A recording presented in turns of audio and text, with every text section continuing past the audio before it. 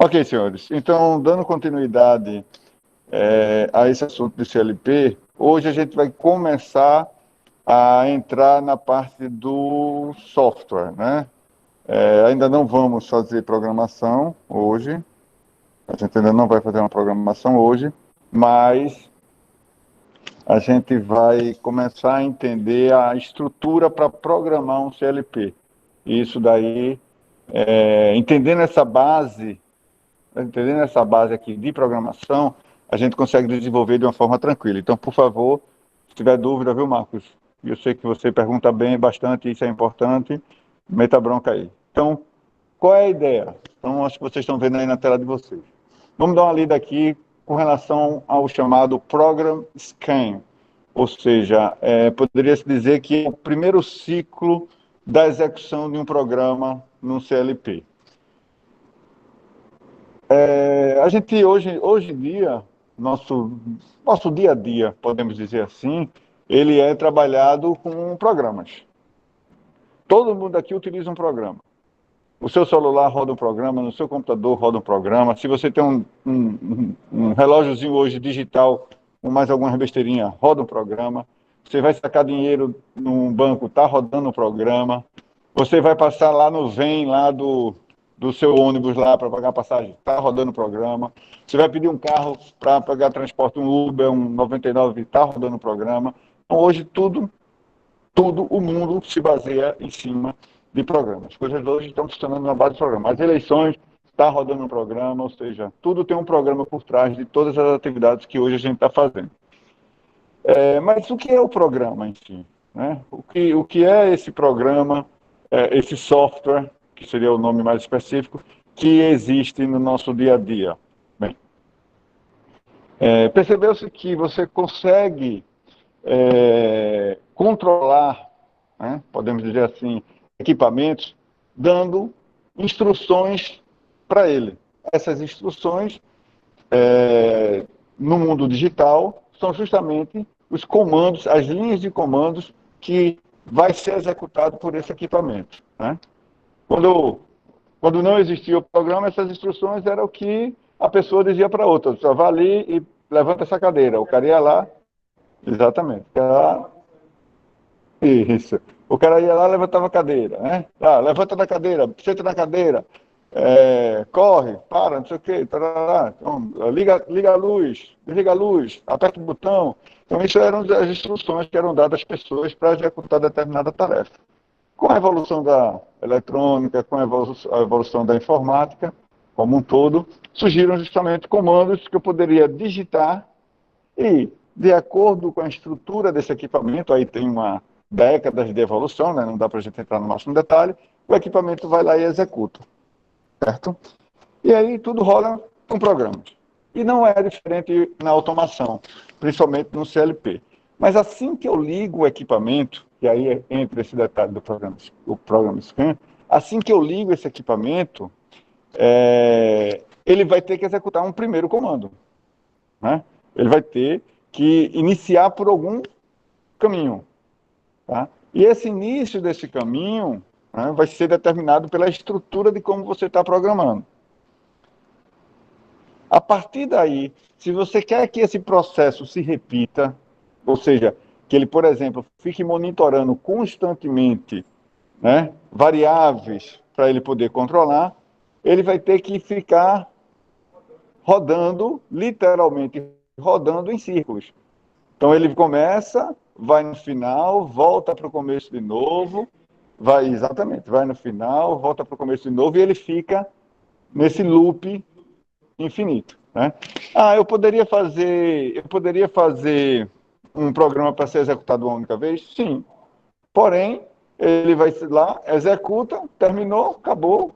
Se você mudar alguma coisa depois desse processo, não vai acontecer mais nada, porque ele já foi executado. Mas se você quer, e se você está monitorando um processo constantemente, esse processo está sendo monitorado constantemente, ele precisa justamente entrar no que chamamos de loop. Né? Todo mundo deve ter ouvido já falar essa palavra aí de loop. Né? Então ele vai lá, volta para o começo, né? Fica recirculando, digamos assim, ele fica andando em círculos Ele fica andando em círculos disso daí, exatamente. Né? Mas vamos ver a definição do que está aqui na nossa bibliografia. Então, quando um PLC executa um programa, ele deve saber em tempo real, isso aí é outra coisa bastante importante, em tempo real, todo mundo entende o que é tempo real, né? Então, tempo real é aquilo que ele está monitorando agora, nesse exato momento, nesse presente, ele está ali verificando o que está acontecendo com as variáveis. Ele não para de monitorar e fica lá, em tempo real, nesse exato milissegundo, ele está verificando a variável que está sendo trabalhada. Então, em tempo real, quando os dispositivos externos, que são essas variáveis, né, ou seja, são sensores, são atuadores, são chaves, assim por diante, né, quando os dispositivos externos que controlam o processo estão mudando. Exatamente isso que eu falei aqui, né? Ou seja, ele está monitorando em tempo real, em real time. Também vocês vão escutar aí esse, né, no inglês ali invertido aí, né? Real time. E aí mudou, ele percebe a mudança e vai atuar de acordo com o que foi programado. Durante cada ciclo operacional, pessoal, estou parando aqui de vez em quando pegando o celular, porque o pessoal está entrando na sala, tá? A Shirley entrou aqui agora. Boa noite, Shirley. O pessoal...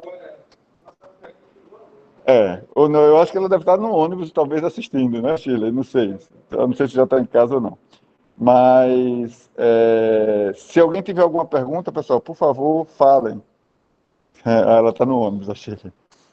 Se tiver alguma pergunta, por favor, falem, né? Porque eu estou com o fone de ouvido escutando vocês.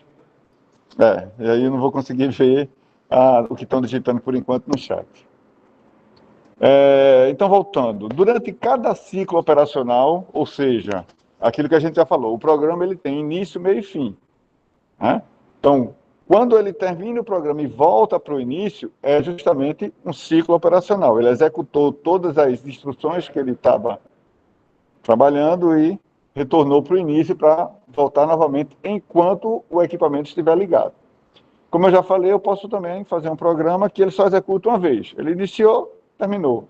Eu posso fazer um programa que ele execute enquanto uma condição for verdadeira. Então, enquanto eu estiver com esse botão apertado, o programa roda. Quando eu soltar, o programa para. Também é possível. Tudo isso vocês vão ver, se já não viram, em lógica de programação, em microcontrolador. Né? Então, durante cada ciclo operacional, o processador, e aí a gente já viu a estrutura do CLP, que internamente a ele tem um processador, lê todas as entradas. Repete.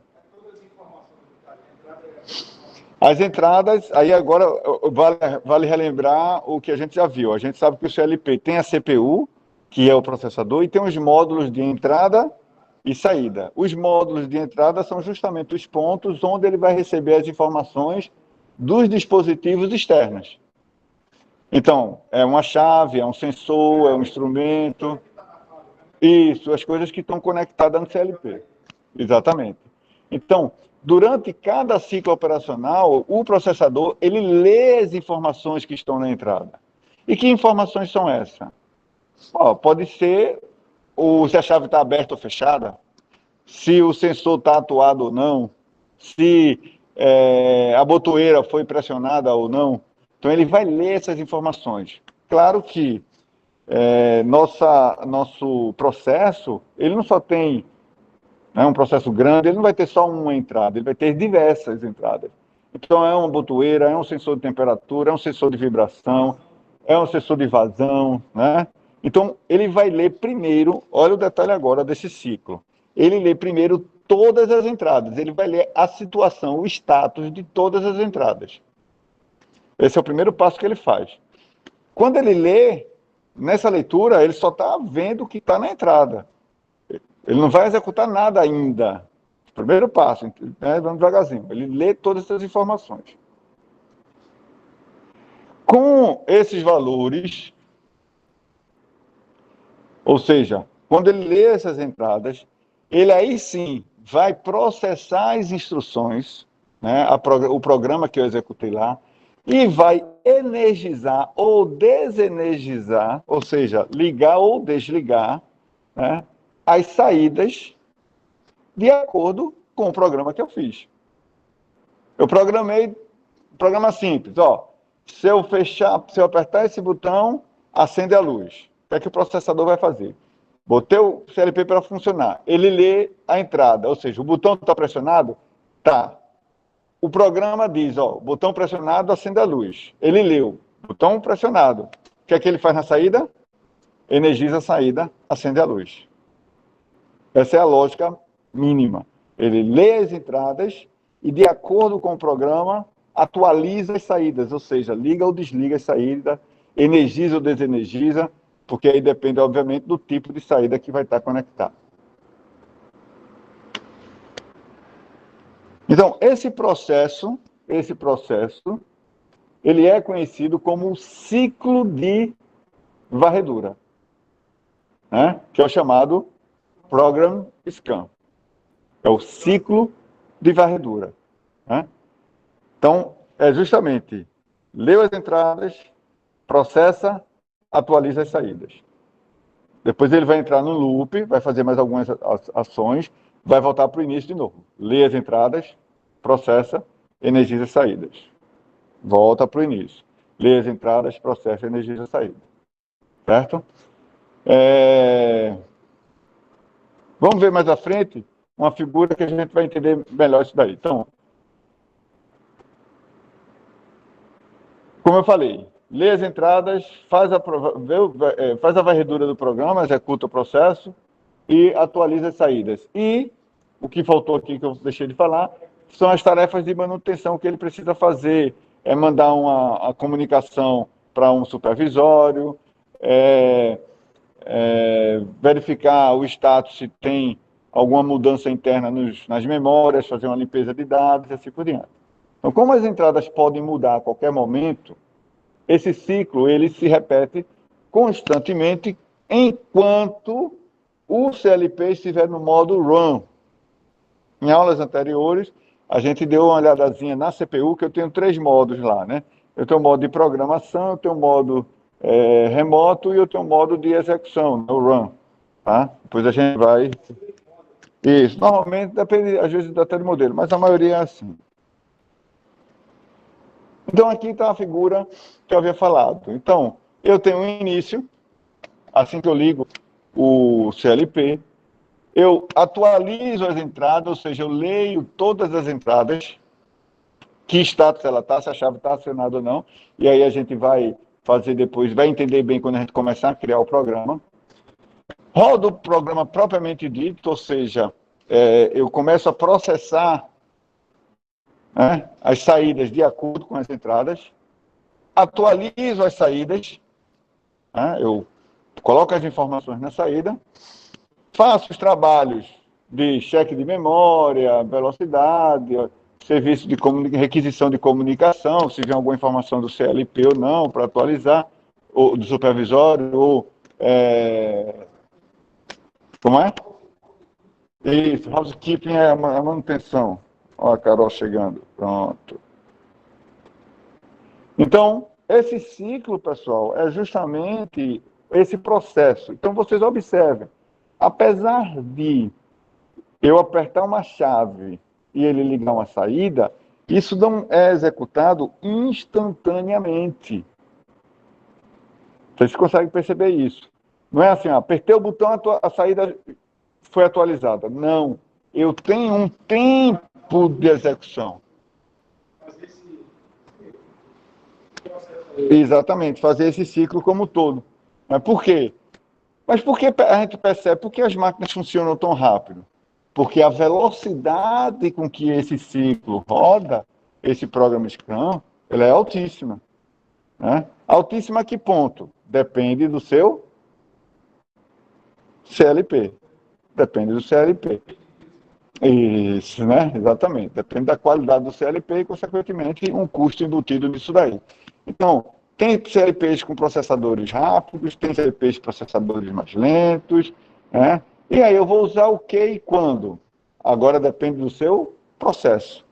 Se eu for trabalhar, como eu já havia falado com vocês, vou trabalhar lá numa estação de tratamento de águas, onde as coisas acontecem com uma certa... As mudanças das variáveis são mais lentas, eu não preciso de um CLP de altíssima velocidade.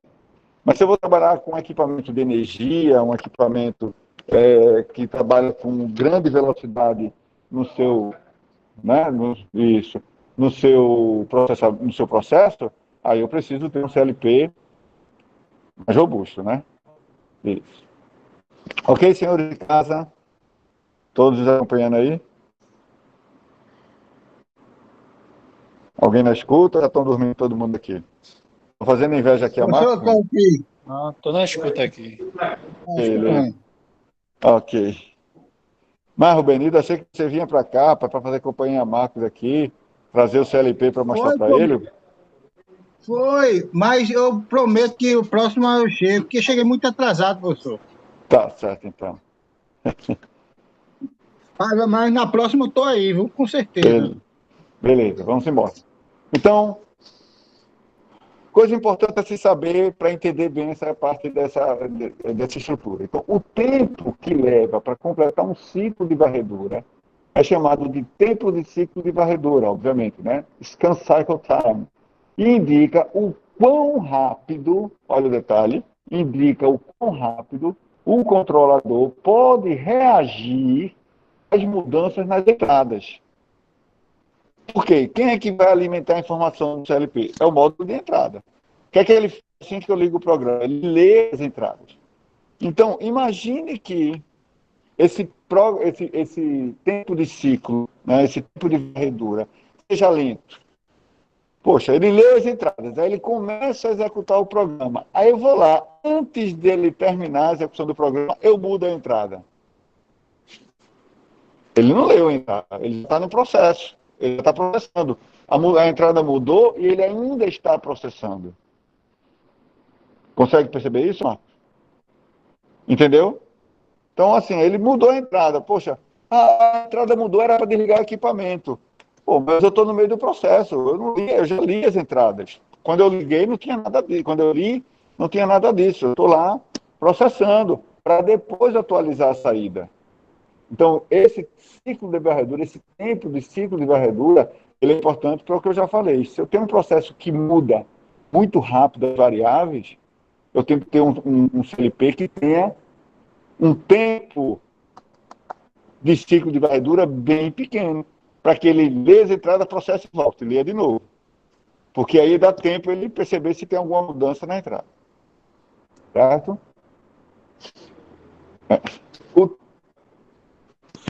tempo necessário para fazer uma única varredura, olha, uma única varredura, pode variar de 1 a 20 milissegundos.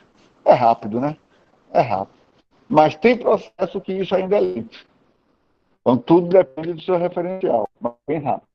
Se um controlador tiver que reagir a um sinal de entrada que muda de estado 2 vezes durante o tempo de varredura, entendeu? Eu tenho lá o tempo de varredura. Fala, garoto.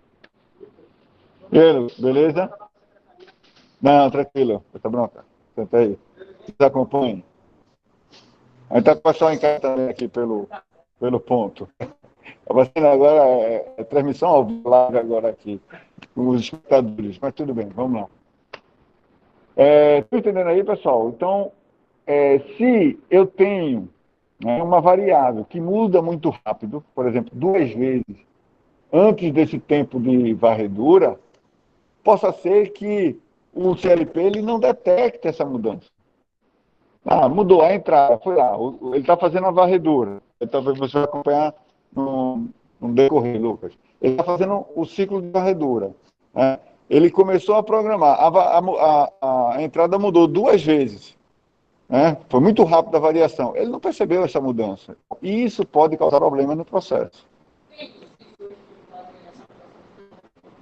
Sim, com certeza, com certeza. Hoje, principalmente sensores a laser, tudinho, é algo de microsegundos, nanosegundos, tudo depende da velocidade do seu processo. O que é que você está trabalhando? Se eu estou numa usina nuclear, se eu estou num algo que faz fabricação de pequenos componentes em altíssima velocidade. Tudo depende do seu processo. Tá? E aí a importância de escolher o CLP corretamente. Então, por exemplo, se a CPU leva 8 milissegundos para fazer a varredura de um programa, e um contato de entrada está abrindo e fechando a cada 4 milissegundos, o programa pode não responder ao estado de mudança do contato. A CPU detectará uma alteração se ocorrer durante a atualização do arquivo da tabela de imagem de entrada, mas a CPU não responderá a todas as alterações. E aí, quando ele fala nessa atualização do arquivo de tabela, é o seguinte: a gente viu também que dentro do CLP tem memória. Ele tem um processador e tem memória. Essa memória ela vai auxiliar para guardar determinados dados. Né? E essa memória ela guarda bits. Né? A gente já sabe disso, uns e zeros. Né? A quantidade de bits, normalmente, de um CLP, ela trabalha com 16 bits, um Word. Né? Então, ali eu tenho um registrador, que é uma memória, posição de memória, com 8 bits, um Word, e ali vai ser salvo os estados dos sensores dos equipamentos que eu estou lendo. Então, digamos que eu tenho um módulo de entrada, feito esse de Rubenildo, que ele colocou aí a foto, ele tem 8 entradas. Então, ele vai lá, quando ele lê as entradas, ele vai pegar o bit de cada entrada dessa, verificar se foi ativo ou não, dependendo das chaves, dos sensores que estão conectados lá. Ele vai ler, ó, vamos botar as coisinhas. Então, o bit 1 estava ativo, o bit 3 estava ativo, o bit 5 estava ativo, o bit 7 estava ativo. Beleza. O 0, 2, 4, 6 estava desativado, ou seja, estava 0, 1, 0, 1, 0, 1, 0. Aí vai pegar esse byte dessa informação e vai salvar esse número binário no registrador. Ele salvou lá na posição de memória. Porque a partir de agora, chave aberta ou fechada, nada mais é do que um bit. 1 ou 0. 1 ou 0. O que interessa agora é isso, é 1 ou 0. Ah, mas é uma chave de pulso, é uma chave de... Não interessa. Qual era o estado que ela estava? Ativada ou não ativada? E isso representa... Ainda não. Isso apenas os bits. As portas lógicas vão ser o processo que eu vou... A programação, exatamente. Certo? Beleza, então. Vamos lá. Vamos seguir aqui. Então, esse tempo de varredura, fixando bem essa ideia, porque espero que vocês atuem nessa área, é uma área que é muito interessante, é uma área nobre da parte da automação, né? Espero que vocês consigam trabalhar nisso daí. Então, o tempo de varredura, a função é o seguinte: a velocidade do módulo processador, o comprimento do programa, também tem isso, né? Um CLP bom, massa, é bom, tem velocidade boa. Faz um programa gigantesco. A gente viu que uma das etapas do tempo de varredura, né, é ler a entrada, executa o programa, para depois atualizar a saída. Então, se eu tenho um programa muito grande, ele vai levar um determinado tempo para poder executar todas as instruções e voltar. Então, esse tempo vai relativo também ao tamanho do programa. O tipo de instrução executada, também tem isso, né? Então, alguns blocos de funções dentro da programação LADA, ele requer diversas operações. Então, se eu vou fazer uma operação de multiplicação, a operação de multiplicação gasta um determinado tempo para executar dentro do CLP. Vou fazer lá uma divisão, vou fazer uma operação matemática interna, leva um determinado tempo maior. Diferentemente só de fazer uma lógica direta, uma AND ou uma OR, né? Mais simples, uma operação lógica dessa. E, obviamente, as condições de verdadeiro ou falso dentro dentro do programa, né? Vai depender das entradas ali. Se tem muita coisa para ele trabalhar, ele vai gastar um tempinho mais ali para atualizar as saídas e poder executar.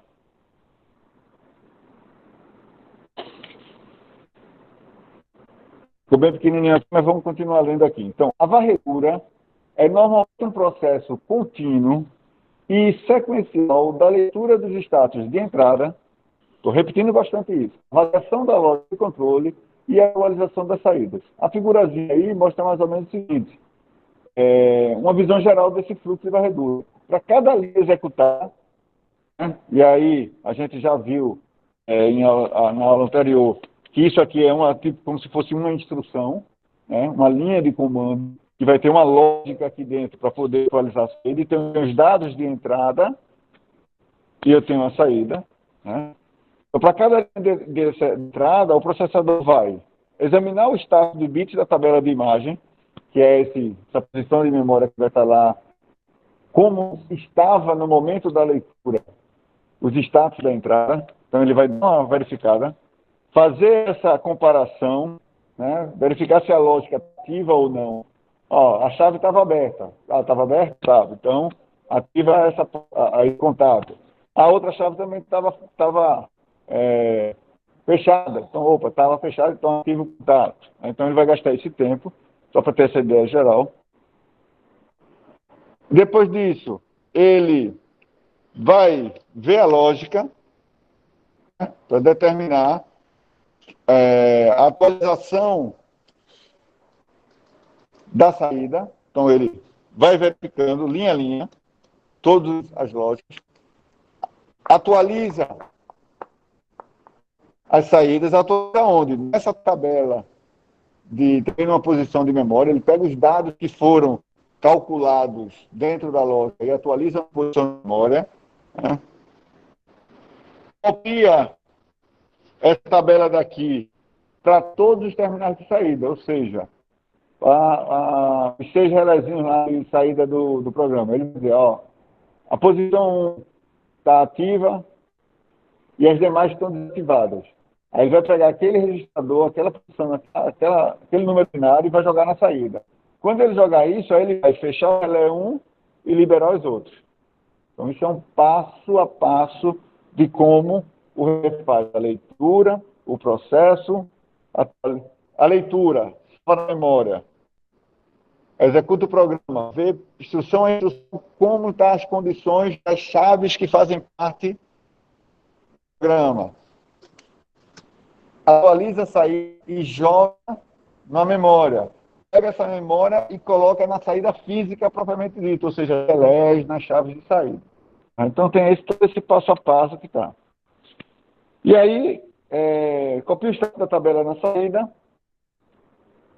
energiza ou desenergiza a saída, copia o estado de todos os terminais de entrada para a tabela de imagem de entrada, e aí, se uma entrada estiver ativa, ou seja, tiver continuidade elétrica, o bit correspondente à tabela de imagem de entrada será definido como 1, o que eu já falei. Leu as entradas, está ativo, define entrada como 1.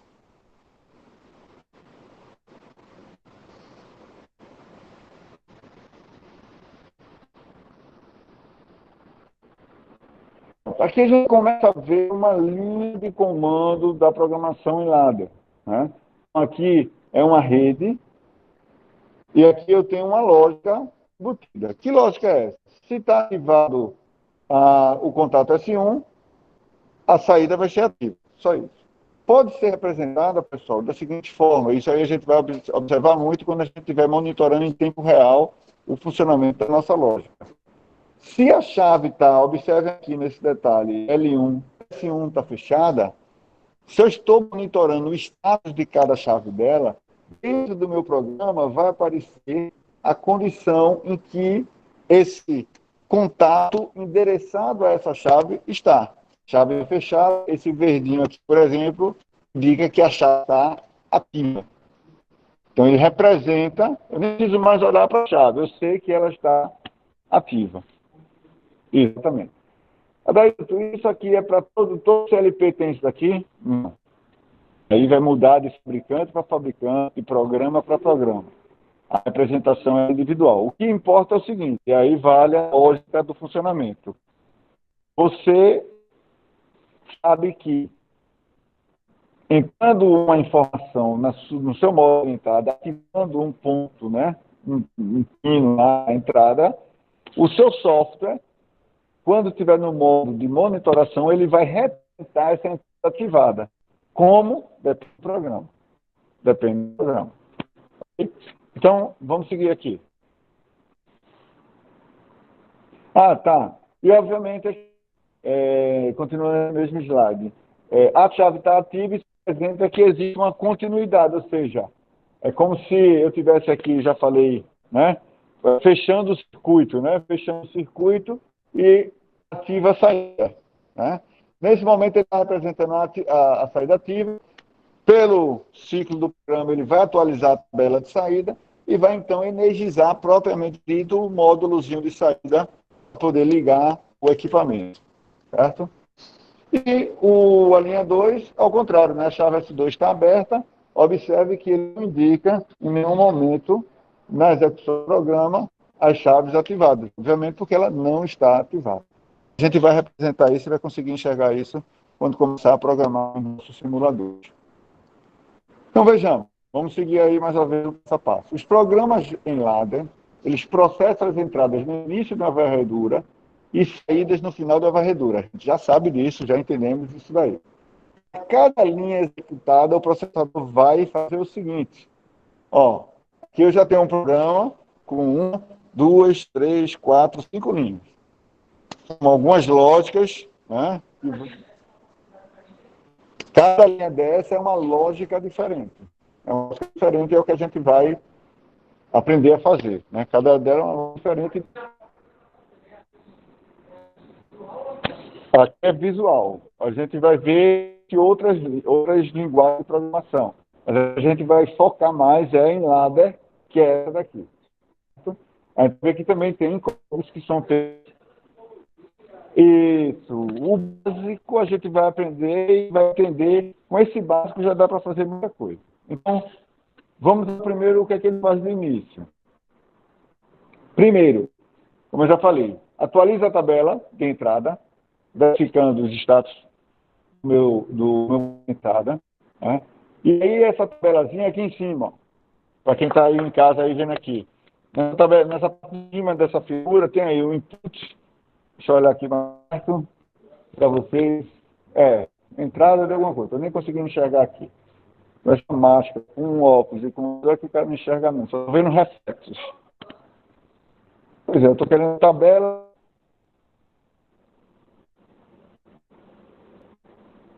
E eu estou vendo nada aqui.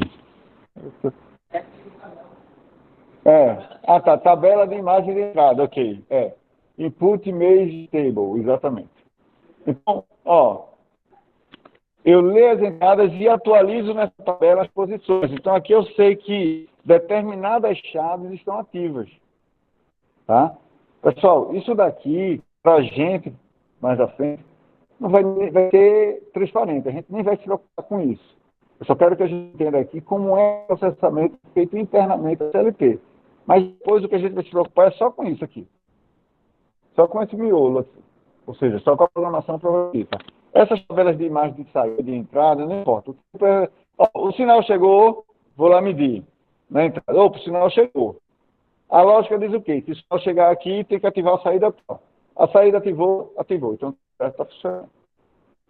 É o que a gente vai se preocupar isso. Por enquanto, vamos entender como é que funciona o básico aqui do funcionamento dele. Então, repetindo, ele atualiza a tabela de imagem, deve ter atenção nas entradas, com base na presença ou não dessa tensão, né? Zero, vai ser o zero armazenado nessa tabela de acordo com a posição que energizou a entrada. É pena, viu, Rodrigo? Estou sentindo agora a falta sua aqui. Se você trazer CLP,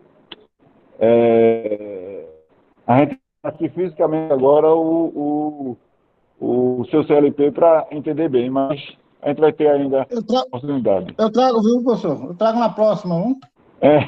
Tá certo, Benildo.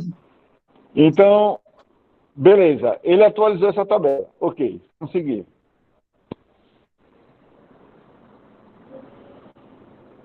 Na etapa 2, ele vai, então, resolver a lógica,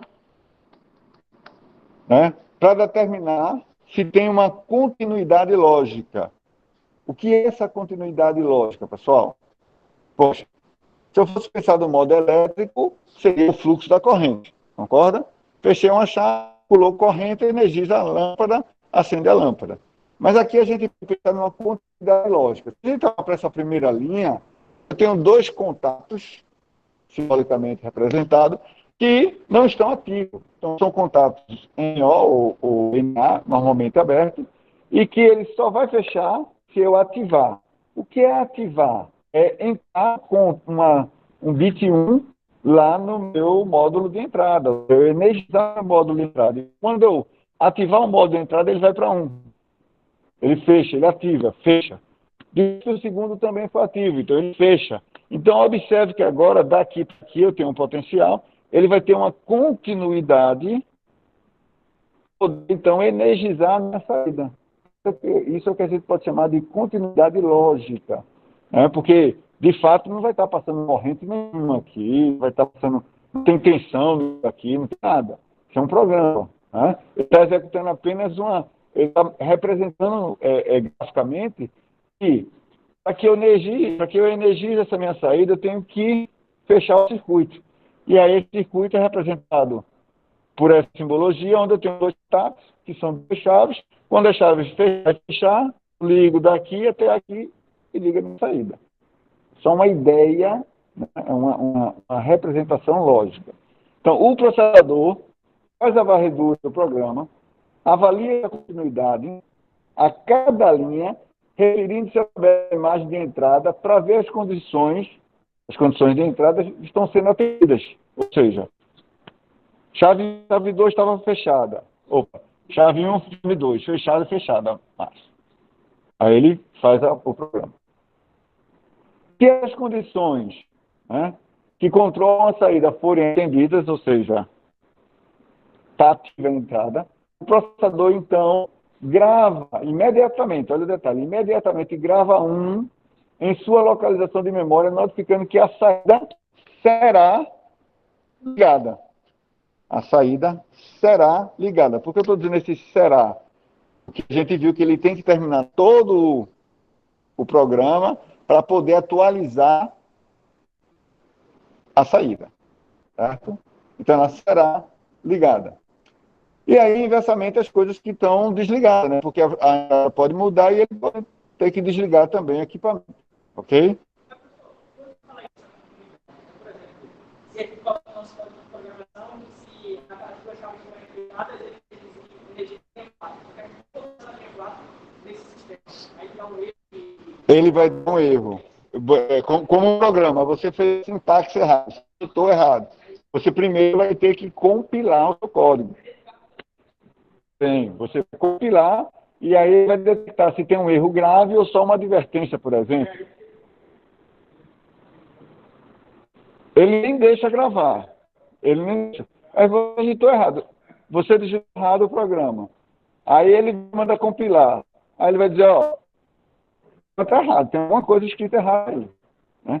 Que ele não consegue detectar seria um erro de lógica. Existe o erro de sintaxe, o erro que você programa errado, escreve errado, mas digamos que você escreveu tudo certo, mas a lógica não está funcionando. Ou seja, poxa, era para fechar essa chave e acender a luz de saída. Eu estou fechando a chave, mas ela está acendendo. O programa rodou, beleza. Então é um erro de programação, não é um erro de configuração, é um erro da lógica. Mas eu vou entrando aqui. Tranquilo? Beleza, Lucas. Embora. Então, na etapa final do processo de varredura, ou seja, ele ficou linha a linha, e exatamente essa sequência... Ô, professor, rapidão aqui. Professor, pode notar. O Adriano está... essa lógica, se eu fazer um erro numa lógica, vamos dizer, de acionar dois sensores na lógica, e vamos dizer, e acionar, eu errar, né, de eu prosseguir passo a passo, acionar um ou outro, e venha o caso de os dois atropelar, a lógica tem intertravamento ou você tem que criar um intertravamento da lógica? Não, você tem que... Ele está perguntando, por exemplo, se ele criou uma lógica errada e, porventura, o programa vai lá e vai causar um dano maior, sei lá, pode... ele está perguntando se a lógica consegue intertravar, ou seja, ela consegue bloquear, evitar esse problema. Na verdade, se a lógica foi escrita errada, ela vai ser executada de forma errada. Então não adianta, Adriano. O intertravamento vai depender do seu programa, da sua lógica, certo? Não vai ter como dizer, não, ele fez a lógica errada, não era para ligar, então eu não vou ligar. Não. O CLP, o computador, o celular, todo mundo é burro. Ele faz o que a gente manda. Se eu mandei o cara apertar um botão e ligar lá, ele vai apertar o botão e vai ligar lá. Acabou. Se eu mandar o cara, não tem para onde. Aí como é que eu protejo? Criando o programa corretamente, fazendo os intertravamentos. Em alguns casos, viu, Adriano? Existem também intertravamentos mecânicos. Por exemplo, existe um intertravamento de alta velocidade de motor. Então, você tem lá um motor trabalhando e, por algum problema, ele pode girar mais do que ele deveria. Então, existem programas de monitoramento que percebe se a velocidade aumentar muito, ele vai e desliga o motor. Isso aí seria um travamento lógico. Né? O programa vai lá e desliga o motor. Mas digamos que a lógica não funcionou. Alguns motores, dependendo, obviamente, da construção dele, tem um pino internamente a ele, que quando a velocidade começa a ficar muito alta, esse pino sai pela velocidade, né? Exatamente, pela velocidade crítica. E esse pino sai e ele bloqueia o equipamento. Então, aí é um intertravamento mecânico. Mas, para a gente, e aí aqui é com você, na minha praia é mais automação e eletrônica, para a gente, se fez a lógica errada, vai funcionar de forma errada. Não tem para onde. Okay. Beleza, Adriano? Beleza. Existe o pânico, professor, do sistema? Repete, Rubenildo, eu não entendi. Existe pânico no sistema? Você botou tudinho, deu um pane e descontrolou tudo, isso pode acontecer? Sim. Se seus sensores, ele está perguntando o sistema pode ficar descontrolado. Né? Sim. Imagine que seus sensores estão dando falha. Quando ele lê as informações, ele não está sabendo se o seu sensor está dando falha ou não. Ele quer saber se a entrada está ativa ou desativa, ou desativada. Se ela estiver ativada por uma falha, para ele isso não importa, o programa não vai perceber isso. Então ele vai dizer, a chave está em 1, mas o que deveria estar era em 0. Não sei, bicho, eu sei o que é que tem fora. Eu sei o que me chegou aqui no módulo de entrada. Ela tem 1, então eu vou processar como se tivesse 1. E aí pode causar problemas, porque esse 1 diria que era para ligar o equipamento que já está ligado, ou abrir uma válvula que está fechada e não era para abrir, e aí sim pode causar um descontrole operacional no seu sistema. É possível isso acontecer, mas não por conta do programa depois de construído. Você criou seu programa, testou ele, executou, debugou ele, como a gente fala também, ou seja, tirou as falhas de lógica, as falhas de programação. Fez toda a simulação, ele está rodando bonitinho, acabou-se.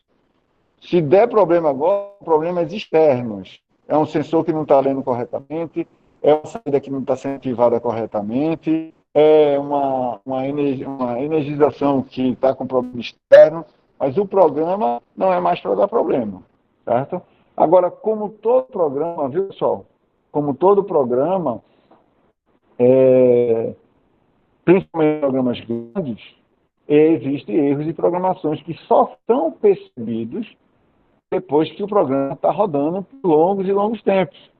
Porque existe, e aí quem faz programação não sabe disso, existem momentos em que determinado trecho do seu código, ele só é executado uma vez no ano, ou uma vez na vida. Depende de uma condição muito especial dele entrar dentro daquele programa, dentro daquele trecho, daquela sub-rotina. Então isso pode ocorrer o seguinte, você está lá, você está rodando, beleza, funcionando tudo direitinho, mas ele não entrou naquela sub-rotina. E aí, por um motivo externo, por um motivo do próprio programa, ele faz com que ele vá para dentro dessa sub-rotina. E essa sub-rotina esteja errada. Aí ele pode causar um erro gravíssimo. Tudo depende, claro, do seu tipo de programa que está sendo executado. Tá? Mas, por isso que você tem que testar e simular o máximo possível antes de colocar para a execução. Você tem que testar todas as condições operacionais para poder colocar em funcionamento o seu programa. Né? Imagine um avião. Você faz todo o programa de controle de um avião e não testou tudo. Aí o cara está voando e ele entra nessa rotina que não foi testada. E aí possui um erro de lógica. Então vai cair. Né? Então aí tem mais ou menos essas situações. Vamos lá, vamos seguir. Então, o que acontece? Existe um padrão, existe uma norma, a IEC 61131, que justamente ele padroniza as várias linguagens associadas à programação de PLC. E aí a gente tem 5 linguagens padrão. Lembrando que a gente vai trabalhar só com uma, porque não tem. PLC, Program Logic Control, né? O CLP, né? Aqui, PLC, CLP, a mesma coisa em inglês e português. Então, a linguagem de programação, ela tem uma linguagem textural de texto, você digitando, e tem uma linguagem gráfica. Né? Dentro da linguagem de texto, tem a lista de instruções, você digita comandos de instruções, e também tem um texto estruturado, que seria, por exemplo, você programar como se programasse em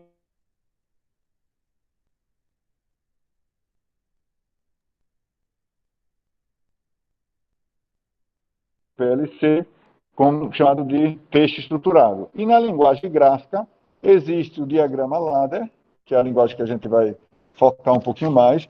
Existe o bloco de função, diagrama de bloco de função, a gente vai ver mais à frente um pouquinho só também. E existe também o SFC, que é o Sequential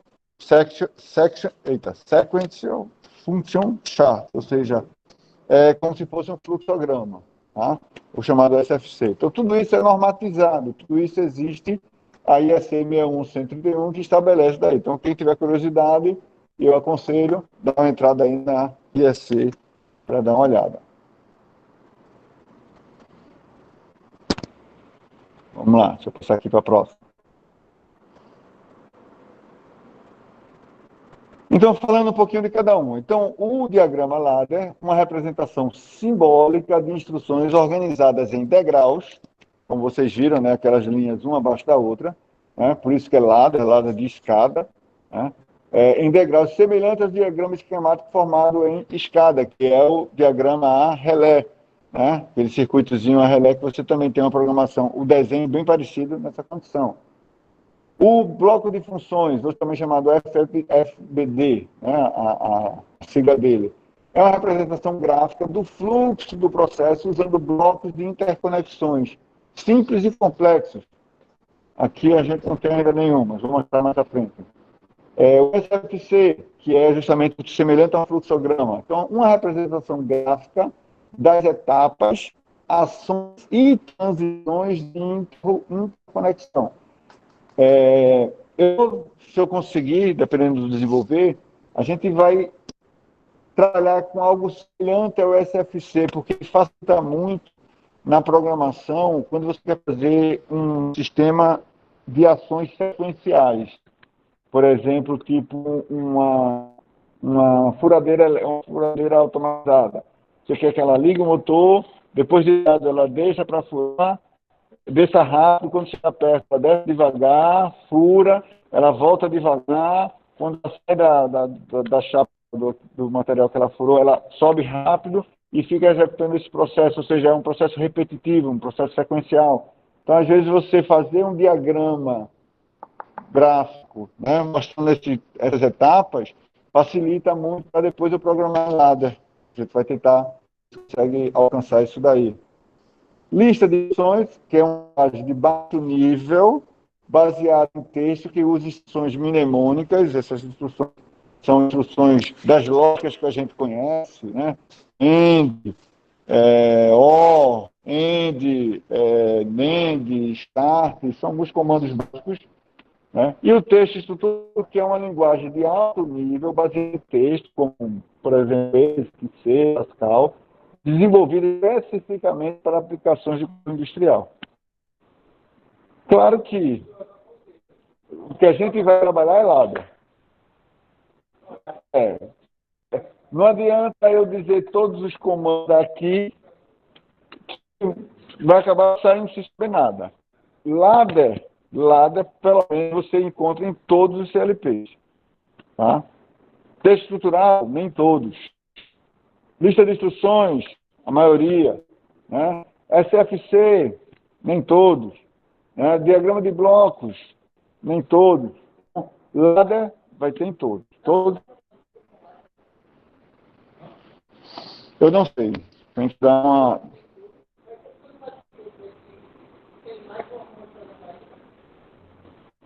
Mais uma forma de programar, não. Ele possui programa, a IDE, né? O ambiente, a maioria tem ladder. A maioria dos programas, com certeza, ladder, todos vão ter ladder lá para você programar em ladder. Em FBD, nem todos os programas suportam, entendeu? Vai depender... Não, sim, não. Não. Certo? Vamos lá. Então, blocos de funções. Então, para a gente entender mais ou menos o que é o bloco de função. Ó, a lógica ladder, a gente viu na aula passada, uma AND em ladder são dois contatos em série. Então, eu vou desenhar lá, se eu quiser fazer dentro do meu programa uma lógica AND, eu vou colocar dois contatos para ativar uma saída. Em bloco de função, eu vou ter um bloco que tem duas entradas e dentro dele vai ter a função que eu quero trabalhar. Então, eu tenho aqui um AND. Então, quando é que essa saída vai ser ativa? Quando essa e essa entrada estiver ativa, a função AND. 1 em 1, saída 1. Entendeu? Então, em ladder, eu vou desenhar, vou pegar o mousezinho, não, eu vou puxar os símbolos e conectar em série.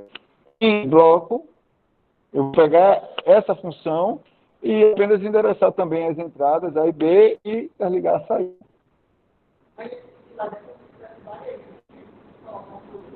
Exatamente.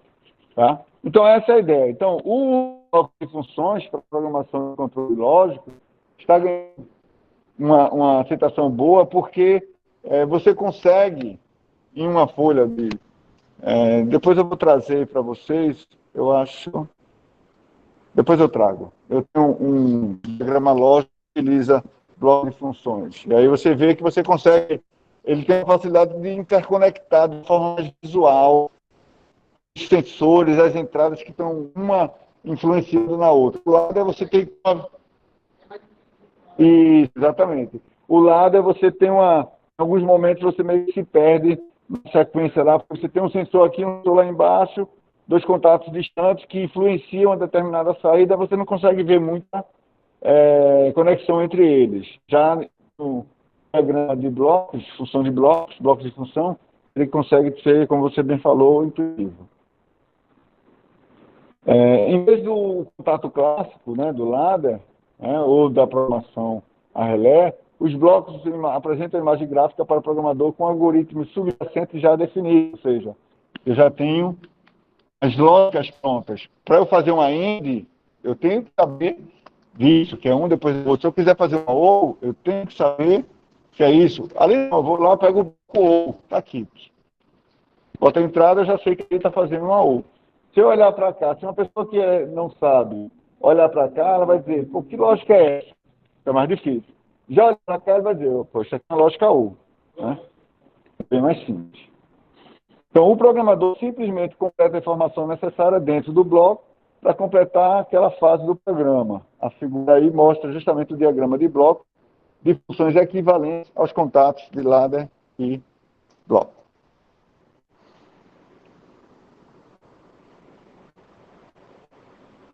Opa. Passei demais.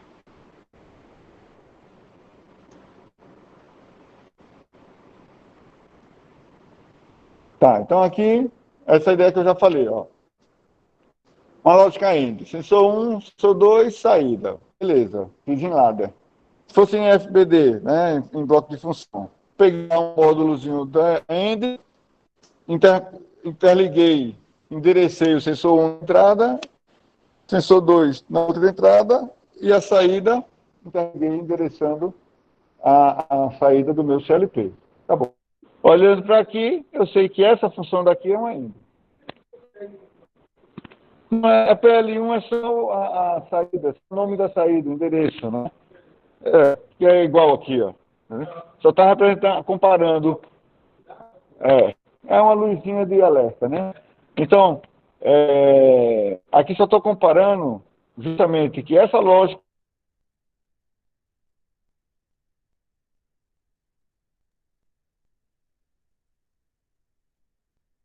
SFC, que ela é bem interessante, eu acho ela bem interessante, apesar de ela ter algumas características na hora da montagem do diagrama, né, o grafo set. Mas ela não dá uma ideia interessante de como o processo está funcionando de uma forma sequencial. Então, a linguagem de programação gráfica, eu chamo ela de graph set, né? É semelhante ao fluxograma do processo. Então, a programação ela é projetada para acomodar processos mais avançados. Você consegue ver bem definido até mesmo em que momento do processo ela está sendo executado, isso é importante. Esse programa pode ser dividido em etapas, várias operações acontecendo em ramificações paralelas. Isso é legal, eu vou explicar por quê. Os elementos básicos de um programa de gráfico de função sequencial é justamente isso que está aqui, ó. Então, eu tenho as etapas, ou seja, o que é que está acontecendo nesse momento. Etapa zero. A etapa zero é para ligar o motor. Você vai saber, ó, a lógica está agora na etapa zero. Então, eu sei que o motor está ligado. Né? Para mudar de uma etapa para outra, uma transição, estou no processo, estou numa etapa. Vou mudar para outra. Quando é que eu mudo para outra? Depende da minha lógica. Digamos que eu quero que mude de uma etapa para outra quando eu acionar uma chave. Aí eu estou lá na etapa 1. Acionei a chave. É a deixa para eu fazer a transição. Aí é para a etapa 2. E aí na etapa 2, ele vai executar uma outra ação programada. Então aqui ele me dá uma visão bem clara em que etapa o meu processo está ocorrendo, quais são as ações que ele está tomando, que estão executado, percebo o que é que precisa para mudar de uma etapa para outra através das transições. Eu consigo ter uma visão clara de que o meu processo pode retornar através de um loop para um outro, para o início de novo da minha programação. Aqui não dá o exemplo, mas como ele falou aqui, eu consigo criar linhas paralelas para que ele execute etapas simultâneas e faça ações simultâneas.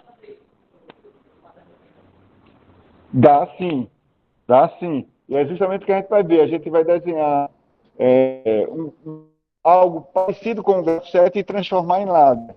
É possível fazer isso sim, mas de forma visual, muito mais claro, muito mais intuitivo você olhando para cá e perceber o que está acontecendo no processo. Mas em nada também funciona. E qualquer outra... Tudo bem que existem alguns comandos mais avançados que o ladder não suporta. Aí você tem que mesclar com um texto estruturado, uma lista de instruções, mas dependendo do seu fabricante, ele embute alguns blocos de funções dentro da ladder que consegue resolver esses problemas. Então, aí tem isso, né? Aquelas bibliotecas já prontas de fabricante que eles, tu precisa de um controle, aí ele já dá um blocozinho para você lá, encaixa na sua lógica, ele já está fazendo aquilo que precisa.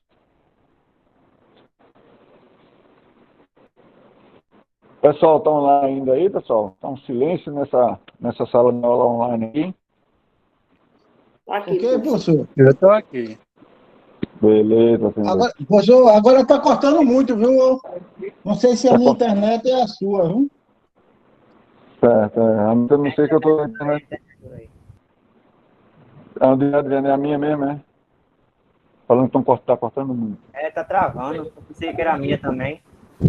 Mas por aí. Beleza, então. Mas tá bom, Então, como é, Lucas? Pode ser. Mas ele é bem... Porque o que é que acontece? E aí talvez você conheça. Cada linha de comando, cada código, de linguagem para linguagem, ela muda, né? Mas a lógica é a mesma. Então, vai ter alguns comandos específicos do seu fabricante. Então, ele vai lhe dar um manualzinho dizendo, ó, tal comando faz isso, mas a estrutura é bem semelhante.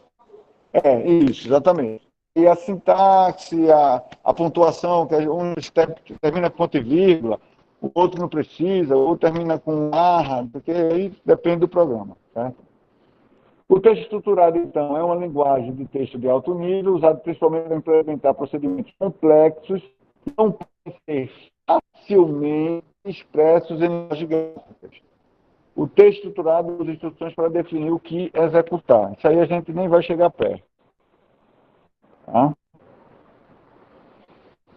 E aí, foco nosso, a linguagem ladder. Agora a gente vai começar a ver, então, alguns elementos básicos para começar a fazer a programação em ladder.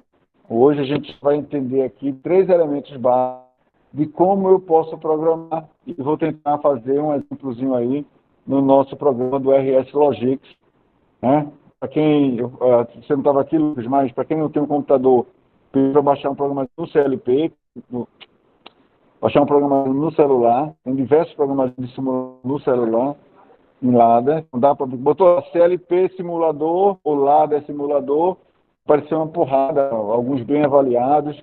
Aí, mas já achou? Pronto. Mas como é que usa? O que importa aqui para a gente é você entender a lógica. Cada programa vai ter seu jeitinho de fazer. Um é clicando e arrastando, o outro é dando um comando, o outro selecionando um botão, ou seja, cada um tem uma forma de fazer. Eu não vou explicar cada software desse, eu quero que vocês entendam a lógica.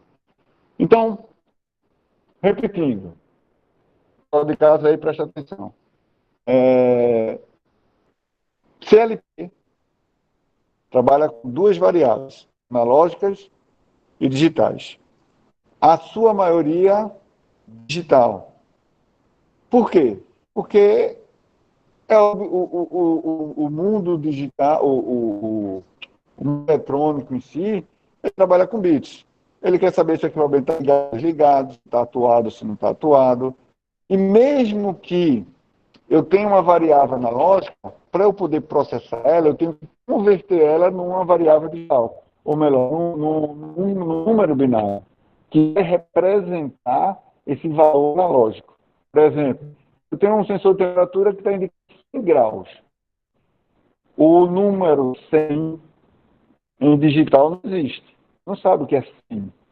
Ele vai ter que converter aquele valor 100 em um valor binário.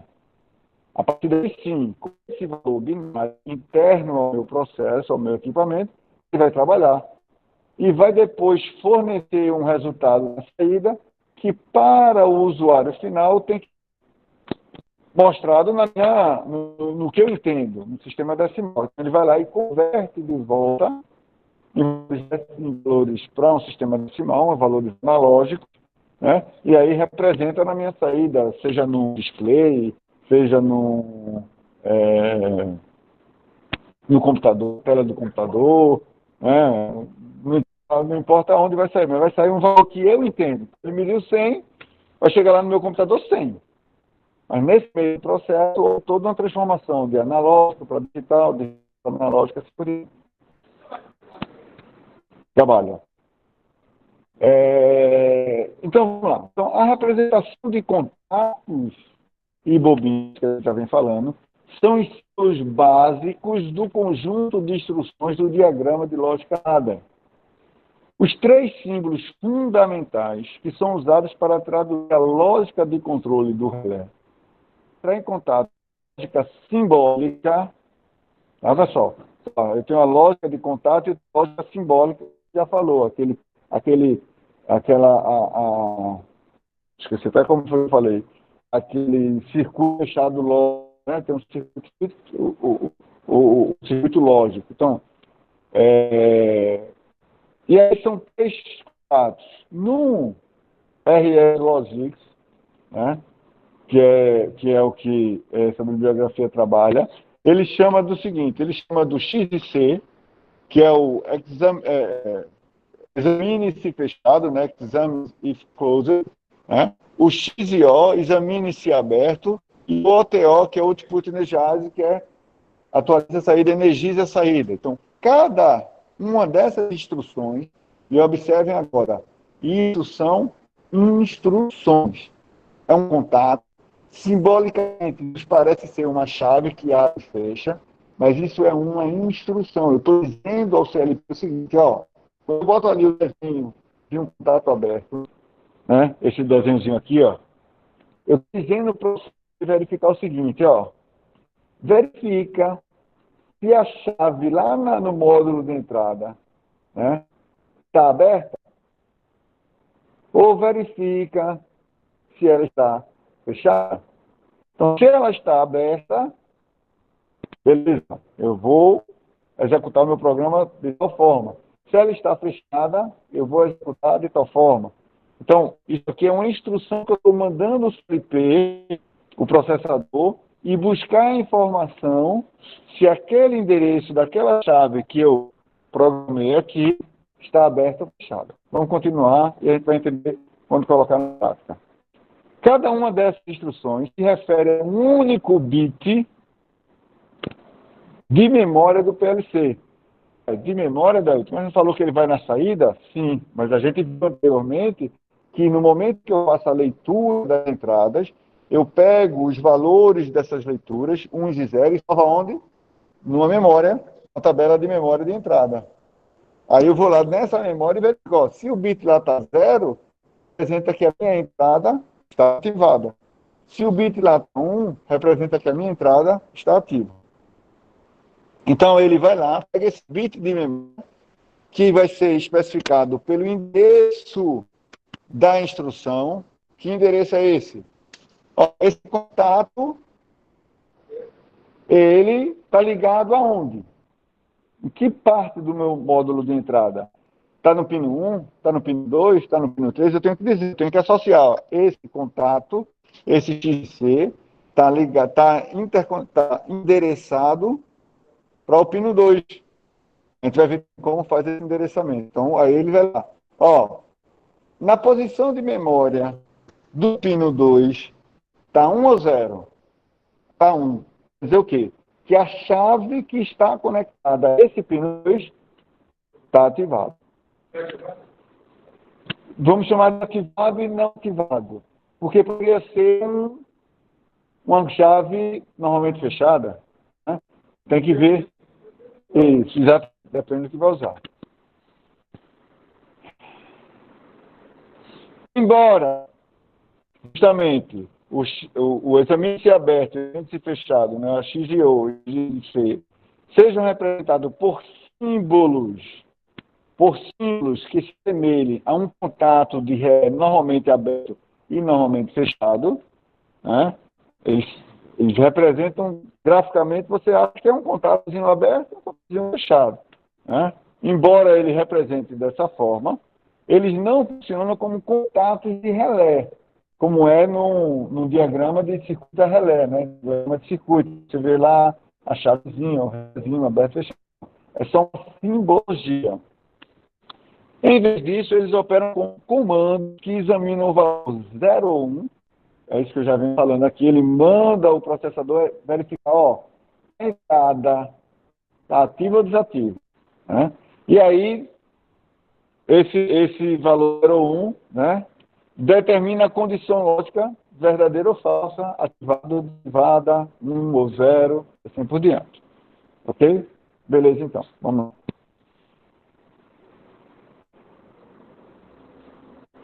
Então, esse contato aberto, vamos entender o que eu estou falando aqui, quando eu falo do mapa de memória, contato ativo, contato não ativo. Sessão para de casa também.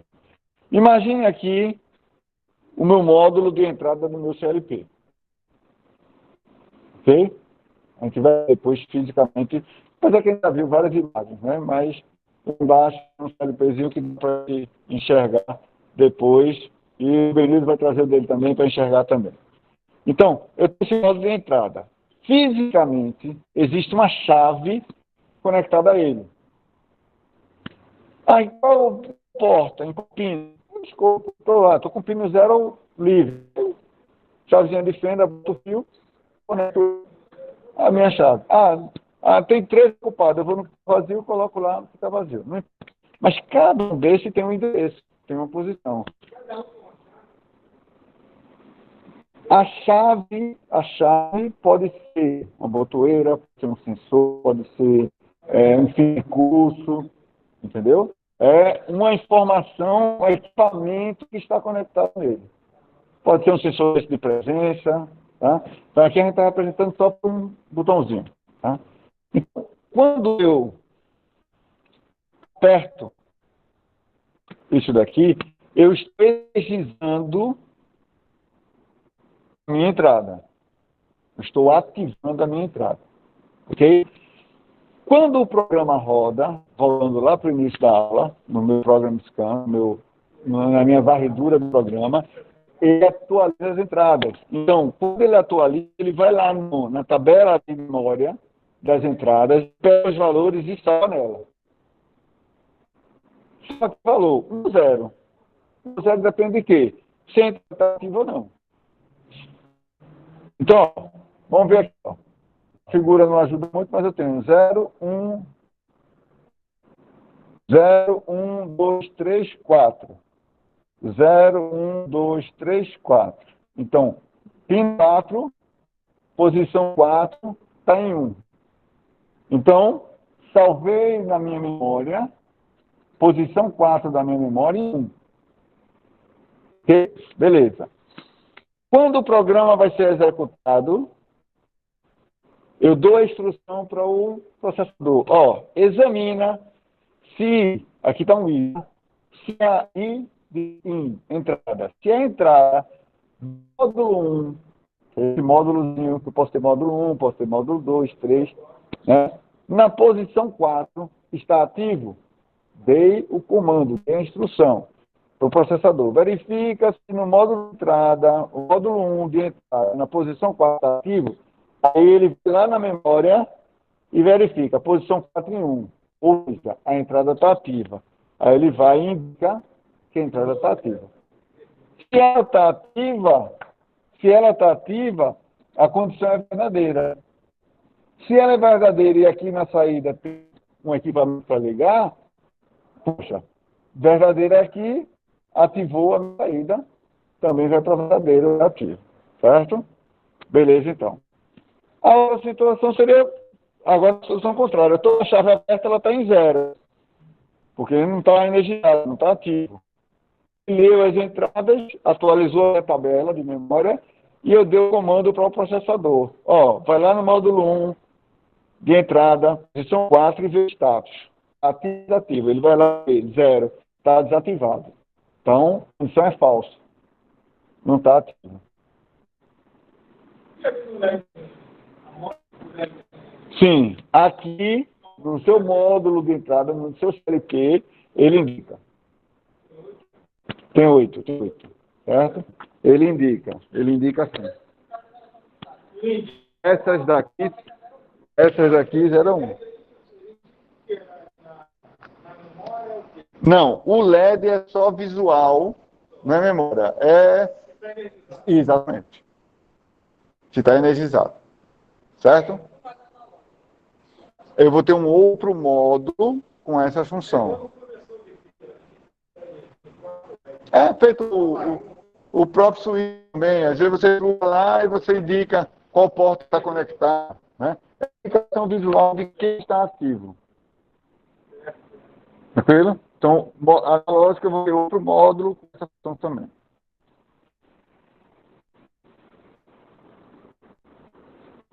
No contato fechado, que é o verifica se aberto, né? O examine in open, né? Então, o que é que acontece?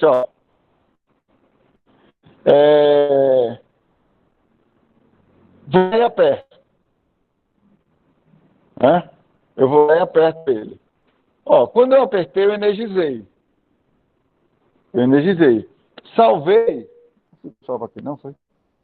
Está tão clarinho que não, pior que não tem nada. Salvei, ele está em 1. Foi ativo. Está ativado, está em 1. Mas eu estou verificando o seguinte, ó. Ele está aberto.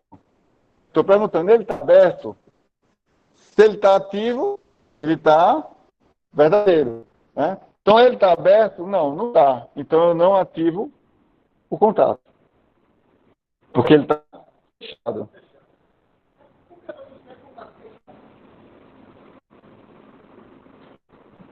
A simbologia é essa aqui de um contato fechado.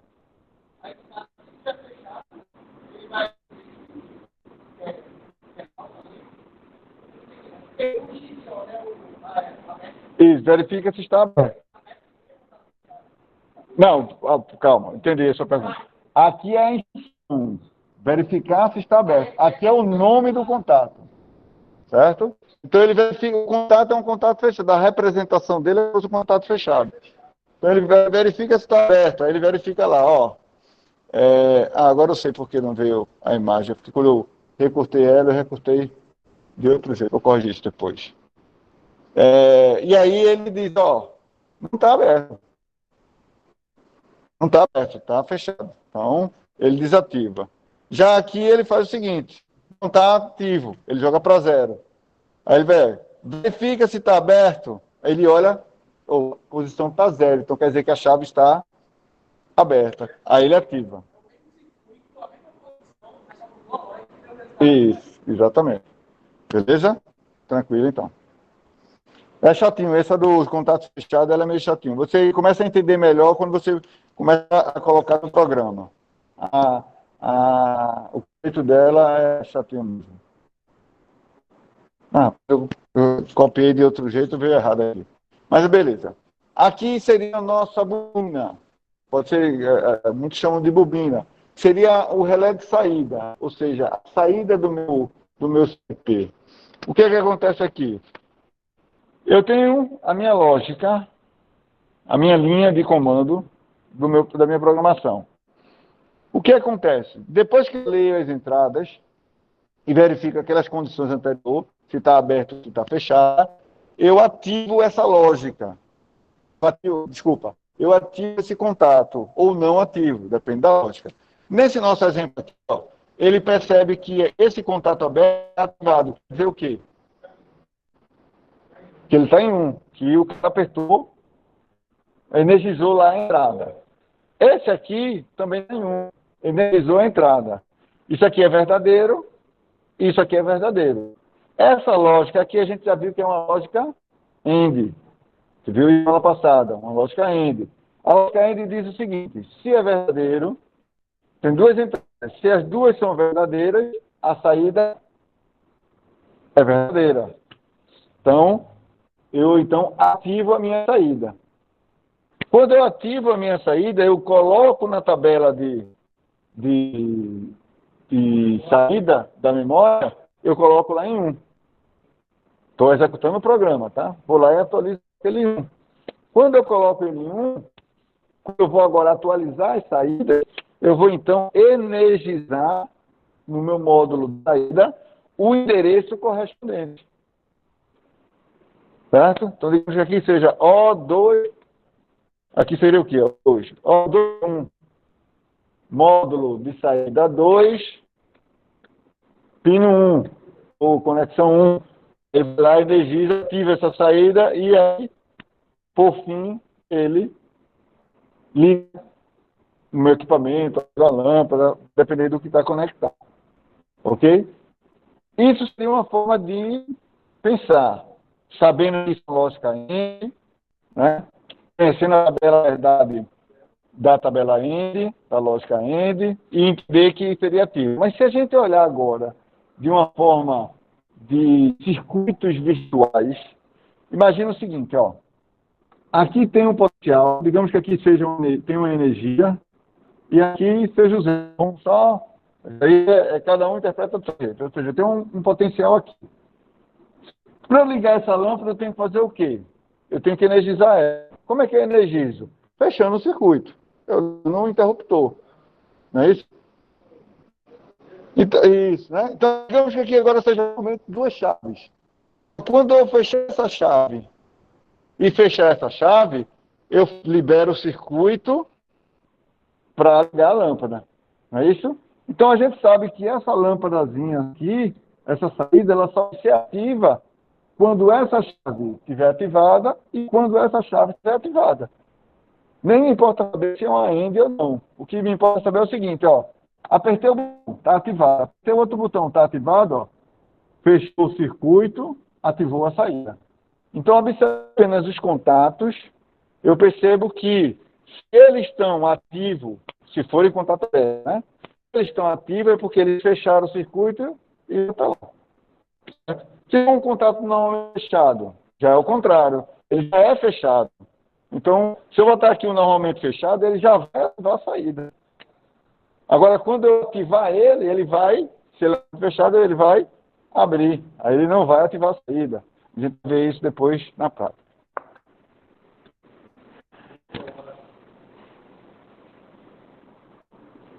Resumo, então. Ó, resumindo isso que a gente falou aqui agora de uma forma mais direta. Chave não está ativada. Uma chavezinha não está ativada, a posição de memória dela vai ser 0. Na lógica, na representação, se ela não está ativada, é off. Se ela não está ativada, ou seja, se ela está aberta, né? Ela está aberta, é verdadeiro. Ela não está aberta? Ele não viu o que é 0, ele está perguntando se ela está aberta, não é verdade? Ela não está ativada. Então, eu ligo a saída. Ok? Ó, aqui não está ativada, não fecha o circuito, não liga a saída. Aqui ela não está ativada, ou seja, é verdadeiro, então já liga a saída. Ela não está ativada, mas ela é normalmente fechada. Aqui o contrário. Ativei a chave, foi para 1, fechei o circuito no contato fechado, ou no contato aberto. Aí ele ativa. Aí ela está ativada, então opa, é falso. Eu perguntei se ela estava fechada, não, ela está... eu perguntei se ela estava aberta, ela está fechada. Aí ela liga a saída. Confuso, né? Isso, depois acostuma. Como é, pessoal? Um pouco. Não, isso aqui ainda não. Não, ainda não. Isso aqui ainda não. Vou colocar. Mas a gente vai ver, em casa aí, viu, pessoal? A gente vai ver quando colocar ali no programação e depois que começar a praticar, vocês vão entender. Então, qual é a função principal do programa em ladder? Então, a função principal dele é controlar as saídas. Que é o que eu quero, né? Quero controlar o equipamento. Então, você controlar as saídas com base nas condições de entrada. Esse controle ele é realizado por meio do que é conhecido como degrau de escada.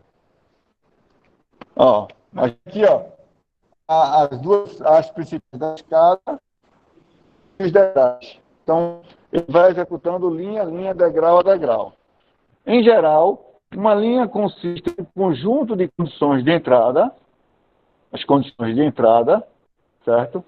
Representada por instruções de contato, esses dois contatos básicos que a gente viu, NA e NF, né, aberto e fechado, representado em uma instrução de saída na linha, no final da linha. E aí ele vai ser representado por o símbolo de uma bobina. Então, com esses 3 elementos, já conseguimos fazer muitas coisas de automação, certo? Por enquanto, pelo menos aquelas que precisam de acionamentos diretos, lógicas combinacionais. Né? Se a gente for precisar de alguma coisa com relação ao tempo, que espere um pouco, né, que seja temporizado, a ver mais à frente que tem outras funções. Mas com essas daqui a gente já consegue fazer algumas coisas. Aí vamos agora, então, começar a entender a questão de endereçamento. Então, endereçamento de instruções. Então, para completar a entrada de uma instrução do tipo relé, você deve atribuir um endereço a cada instrução. Eu já falei isso, mas estou repetindo. É aquele endereço que tinha lá, I:1/4, O:1/2. Esse endereço é o que está ligando os módulos de entrada e saída, onde é que está a chave ligada ao quê. Aos pouquinhos a gente vai fixando bem isso daí. Então, repetindo, para completar a entrada de uma instrução do tipo relé, você deve atribuir um endereço a cada instrução. Esse endereço indica qual entrada do VLC está conectada a qual dispositivo de entrada e qual saída do PLC acionará qual dispositivo de saída. Parece confuso, mas não é. É uma coisa bem simples. Eu tenho uma chave, que é o meu dispositivo de entrada. Liguei no meu módulo de entrada. Liguei lá no módulo 1, na posição 1. Esse é o endereço dessa chave. Módulo 1, posição 1. Peguei a lâmpada, meu dispositivo de saída, liguei no módulo de saída 1, no pin 2. Esse é o endereço dessa lâmpada agora. Esse endereço vai ser utilizado dentro da lógica lá, porque ele não sabe o que está conectado. Pode ser uma chave, pode ser um sensor, pode ser uma lâmpada, pode ser um motor, pode ser exatamente isso. Você vai ter que dar o endereço e, para facilitar o seu programa, para ficar legível, você vai descrever o que está conectado a ele. É como, por exemplo, para quem conhece um pouco de redes, o CP. Eu consigo acessar qualquer site se eu souber o IP desse site. Mas vocês acham que é mais fácil o quê? Lembrar o IP do site ou o nome do site?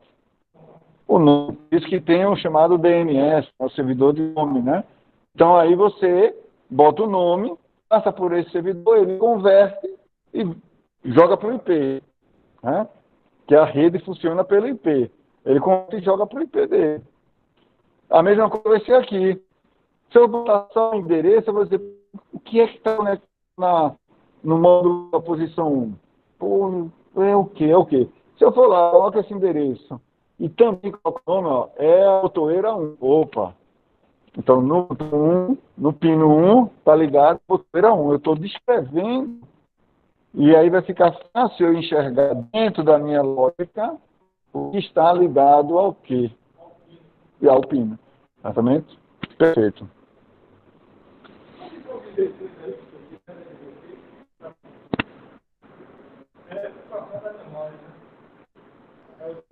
Isso, porque normalmente os registradores de CLP são 16 bits, né? O URD, né? É uma URD. Mas eu não tenho 16 entradas. Eu posso módulos e módulos e módulos e ampliar para uma quantidade gigantesca. Que aí eu tenho no módulo 1, 16 bits, posição é essa. No módulo 2, já tem 16. No módulo 3, posso ter menos? Posso ter CLP só de 8. Tá? Depende lá do...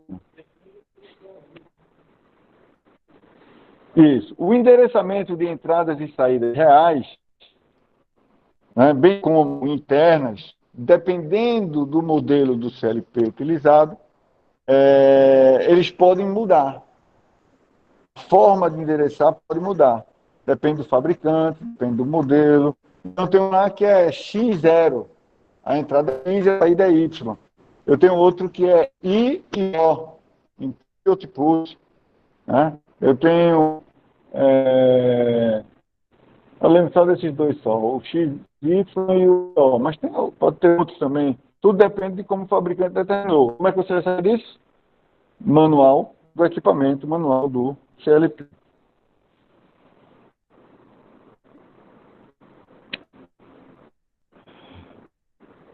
Vimos, então, tudo, até o momento, do ambiente externo. Dispositivos de entrada, dispositivos de saída do lado externo. Mas eu tenho um recurso dentro do CLP que eu posso trabalhar com instruções internas, com bits internas do meu equipamento. E a gente vai ver o porquê. Então, as saídas internas são sinais liga e desliga, verdadeiro e falso, gerados da lógica que eu criei. Tá? Ao contrário de uma saída digital discreta, uma saída interna, ela não controla diretamente um dispositivo de campo.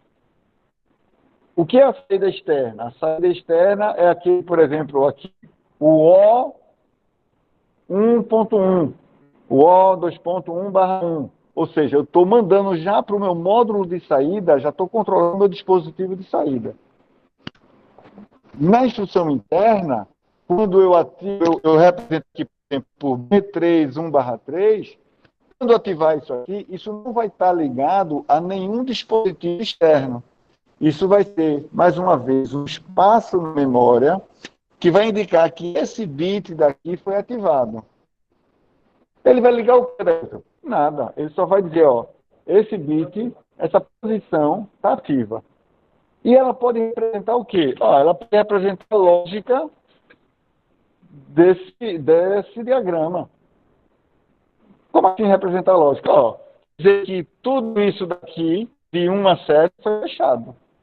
E aí ativou ele. Então eu sei que todas as entradas de 1 a 7 estão fechadas.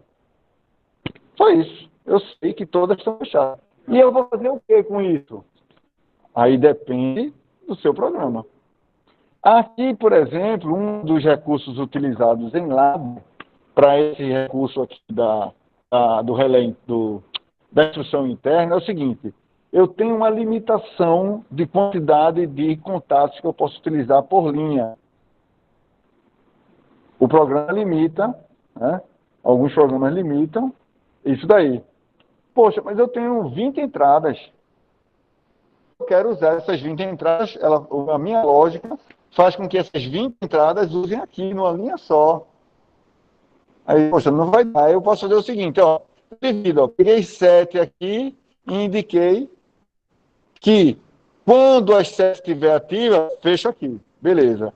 E jogo esse mesmo valor, ou seja, eu pego a mesma posição, que é meu bit.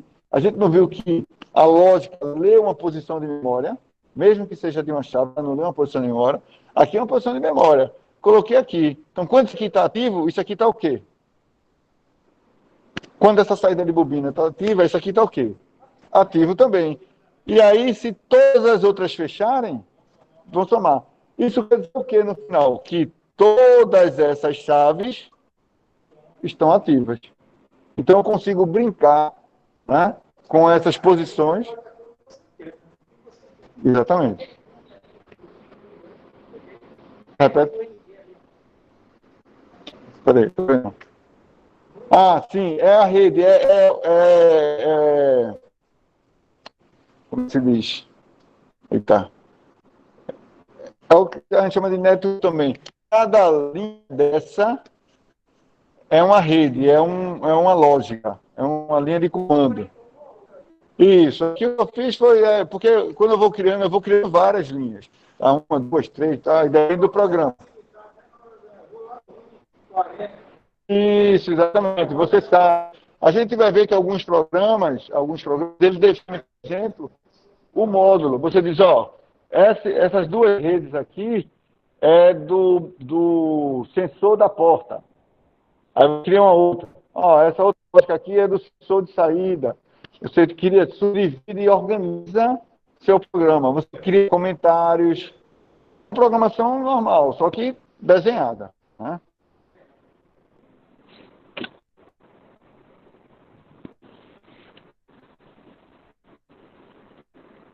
Para finalizar, e a gente fazer uns exercícios práticos ali, eu mostro para vocês aí no computador, temos o seguinte. Eu falei para vocês, cada fabricante, cada modelo tem suas características. Então não adianta aqui eu ensinar, o software X, o software Y, não adianta. Quero que vocês entendam a lógica. Então a maioria dos pacotes de programação CLP, ele roda no ambiente Windows. Então, a gente tem o software da RS Logics, né, que é o Alambrado, que é o que eu recomendo para vocês instalarem, porque tem algumas simulações bem legais para fazer. Então, quem puder, instale no seu computador. Ô Adriano, tá aí ainda? RS Logics. Adriano, tá na escuta? Oi. Adriano, tu conseguiu lá o teu RS Logics direitinho? Ou ele ficou na versão demo? Não, ele fica na versão normal, que aparece o mago. Mas quando você abre ele diz lá que está na versão demo ou ele entra direto? Então, ele fala, ó, Logística não, de versão demo não. Ah, beleza. É porque eu acho que eu não consegui. Minha máquina está meio. Já está habituada, eu não consegui Ele não instalar aparece ele, demo né? não. Ele abre, mas ele limita só as duas primeiras simulações. Eu não consigo fazer as outras simulações. O meu tem IO, né? Do, C, Isso. tráfego, bit, É, BCD, IO. ele até aparece, mas eu não consigo editar, eu não consigo criar programa para ele, entendeu? Mas aí primeiro a gente já consegue brincar bastante. Vou ver lá, quem conseguir melhor. Sim, aí esse software, e aí tem várias versões, né? Do seu modelo do CLP, tudinho. Cada um tem. O da Siemens tem o TIM Portal, o da VEG tem o Clique, não sei das quantas. Cada um tem o seu programa. E aí o que é importante aqui, ó, a entrada do diagrama ladder ou programação real geralmente é realizada com um teclado, né, ou um dispositivo de programação portátil. Você pode ter também por um handheld, programar lá, conector na cara do CLP. Você que tem um palm topzinho ou um smartphone, você consegue programar e jogar para ele tudinho. Só que cada digamos assim, cada técnica, cada estilo de programação varia de acordo com o fabricante. Então, vai ser sempre necessário, viu, pessoal? Sempre necessário consultar o manual de programação do CLP específico. Não adianta.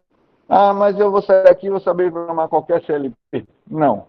Você vai entender a lógica de programação. Como é que eu consigo montar ali um controle de um motor? Beleza. Mas e como é que faz isso no Siemens? Aí você vai ter que abrir o manual do programa, ver qual é a simbologia utilizada, ver qual é o endereçamento utilizado, ver como é que o programa é configurado. Existe toda uma características que você vai ter que aprender por equipamento. Claro que quando você vai para a empresa e vai trabalhar nessa área, ela vai fornecer treinamento, né? Ela compra o equipamento lá do fabricante, ele diz, ó, treina a minha equipe. Aí ele vai lá receber um treinamento específico para aquele equipamento. Ok? Certo. Bem, de teoria seria isso. Eu quero mostrar só uma lógicazinha aqui para vocês. Eu vou fechar a câmera aqui por enquanto. Todos ainda continuam me ouvindo aí, né?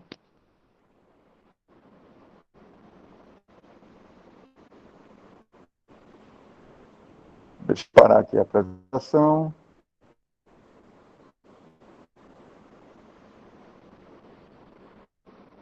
E aí, senhores? Esse negócio aqui na cabeça machuca, não? Dando pressão aqui na cabeça, o sangue para de circular. Daqui a pouco o cara começa a gaguejar. Oi? Eles forneceram, né? Subentende-se. Vamos ver aqui, pessoal. Deixa eu ver se todos estão vendo a minha tela. Só um instante.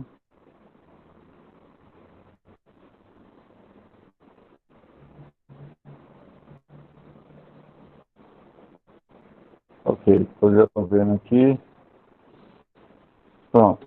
Esse é o programa que eu pedi para vocês instalarem. Ele tem lá no primeiro slide, o passo a passo limpo. Tem que ser esse? Tem que ser esse? Não, pode ser qualquer um outro programa de CP que você goste, que você saiba. O que a gente tem aqui, que vai ter na maioria dos programas? Mas vai ser posição, professor? Vai ser? Não, aí depende de cada um. Eu tenho aqui, vocês podem observar, ó. Deixa eu ver se vocês estão com o meu mouse aqui. Então, mesmo no celular aí, bota ele de ladinho aí, que vocês conseguem ver. É porque eu acho que eu não tenho.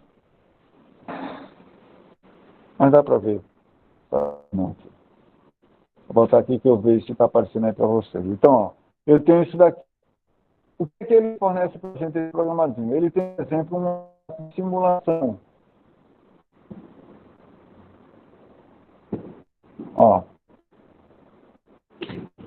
Então, observem nessa parte de simulação, quando vocês entram aqui, que escreveu o I/O Simulator, né, eu tenho módulo de entrada e saída. Ó. um I/O aqui, ó. Tá? Vou apagar essa luz para simular aqui para vocês. Ó, fica melhor para vocês aqui. Ó, eu tenho um I/O simuleiro aqui, tá vendo? E aí eu tenho, ó, I1, tá vendo? O2, I3 e O4. Isso daqui, ó, o que vocês acham que é isso aqui, pessoal? São as chaves. Ah, mas é uma chave que vai estar conectada? Não, isso é a simulação de que a entrada 0 do módulo 1 está ativa ou não. Tá vendo lá? O vermelhinho? Então, aqui vai ser a reparação. O que quer dizer isso? Poxa, quer dizer que o cara apertou o botão. Ou quer dizer que o sensor de presença apertou alguém. Ou quer dizer que a temperatura, a chave BSL de temperatura, chegou na temperatura programada. Ou seja, quer dizer que a entrada está ativa ou não, está energizada ou não. Fisicamente, vai ter, de fato, um equipamento plugado no seu módulo de entrada. Vai ter lá um fiozinho chegando lá na sua entrada do seu CLP, certo? Mas para a gente aqui é uma simulação, tá? Da mesma forma vai ser assim. Como é que é a saída ativa? Vai depender de lógica. Então vamos tentar fazer uma lógica básica aqui. Ó. Eu vou pegar aqui uma chave, ó, veja que já apareceu aqui, um contato aberto. Tá vendo aqui, ó? Eu vou endereçar esse contato. Qual é o endereço dele? Vou botar aqui. E 2 pontos, que é para esse modelo, é assim, módulo 1, barra, o pino que eu quero, 0. Ele apareceu lá. E 2 pontos, barra 0. Certo? Vou colocar uma outra lógica. Vou botar 2 chaves aqui. Vou ligar aqui, ó. Pronto, vou botar outra aqui. Vamos botar outra chave. E 2 pontos, 1, barra 1. Liguei 2 chaves. Estou fazendo uma lógica AND, né? Ou seja, para que o sistema funcione, né? E na minha saída. Opa, peraí, que eu fiz besteira. Aqui, apareceu. Na minha saída, representado por essa panelinha aqui, ó, eu vou ligar na... Quem falou? Ninguém. Então, vou Ficou, professor? Aqui. Ah, bobinha. Voltou, é porque deu aqui, pronto. O, 2 pontos, ó, o módulo de saída O, output, isso. O, 2 pontos, barra, eu vou ligar aqui na saída 4, ó, essa daqui. Não precisa ser na mesma linha, vou ligar na saída 4. É porque a minha lâmpada foi conectada o fio lá na saída 4 do módulo. Então, O, 2 pontos, barra 4. Pronto. Já fiz a meu programa. E já vai rodar? Quando vocês programaram lá o Arduino, ele já rodava? Tem que compilar, tem que fazer o teste e ver se está tudo certo. Aqui, ó. Isso, vamos ver aqui. Eu vou jogar aqui ele para online, certo? E vou fazer o download. Como está tudo certo, ó, ele está fazendo todas as compilações, pronto, carregou, certo? Aqui eu não sei se esse programa, ele faz a compilação em detecta, tá? Não testei. Já está carregado no meu CLP. Isso, na prática, seria como? Eu iria pegar um cabinho, botar lá no CLP, da rede ou USB, mandar detectar e enxergar se achou o CLP, né? Fazer a comunicação, testar a comunicação entre eles, com 1, com 2, porta USB, todos aqueles testes de comunicações que o cara só acompanhando, por mais que a pessoa explique, não adianta, tem que instalar o drive do CLP para ele poder comunicar, ou seja, vai ser ao longo da vida, né?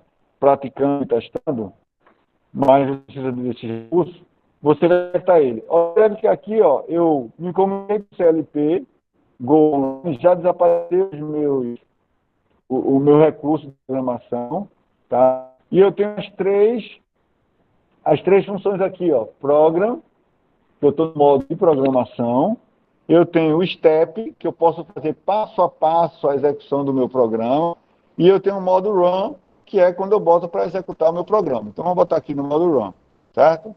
botei ali no meu modo run. Então, a princípio, o meu CLP está rodando. Está acontecendo alguma coisa? Nada, né? Não está acontecendo nada. Tenho que fazer o que agora? Eu tenho que inserir as informações, eu tenho que ativar minhas saídas. Então, ó, vou ativar cada um. Olha o que aconteceu lá na lógica. Com amarelinho. Então, isso quer dizer o quê? Ó, e já foi diferente do que a gente viu na slide, né? Que a forma de representar ele ativo é assim.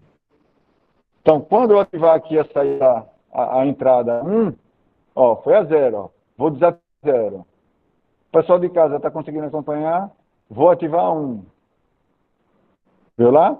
A saída não aconteceu nada. Está ligado? Exatamente.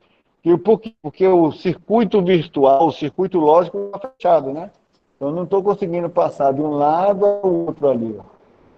Isso. Agora eu vou ativar aqui a 0. Ó. O que é que aconteceu? A saída foi ativa. Ativou. Entenderam? Então, aqui eu simulei uma simulação. Então, o meu programa, e aí é onde eu quero chegar na história do negócio. Ó, o pessoal que está em casa aí, vocês estão conseguindo ver. Eu acabei mudando a posição aqui.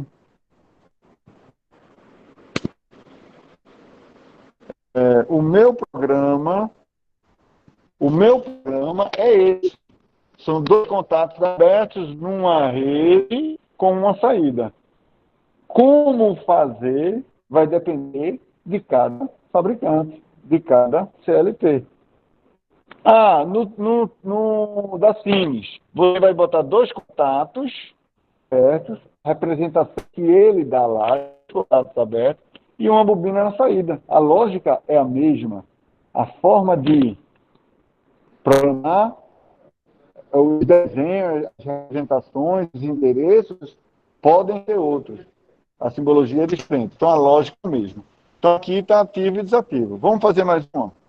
Vamos fazer uma lógica OU. Quem é que lembra aí, o pessoal que assistiu a aula passada, da lógica OU? Ó, vou desativar, vou sair do modo de execução, vou botar lá no offline. Peraí, deixa eu voltar aqui. Deixa eu botar programar, certo? Offline, voltou lá o programinha. E aí, quem lembra da lógica OU? Pessoal, ajuda aí o pessoal da sala. Como é? Uma tem que estar normalmente fechada. Isso. Não. É jump aí, desceu para baixo aí, fazer um jump. Aí o que se acionar vai Vamos ver. Aqui, ó. Vou fazer aqui, ó. A lógica OU. Ó, vê como é que é aqui. Aqui eu posso agora. Eu já tenho a chave, ó. Vou só arrastar para onde eu quero.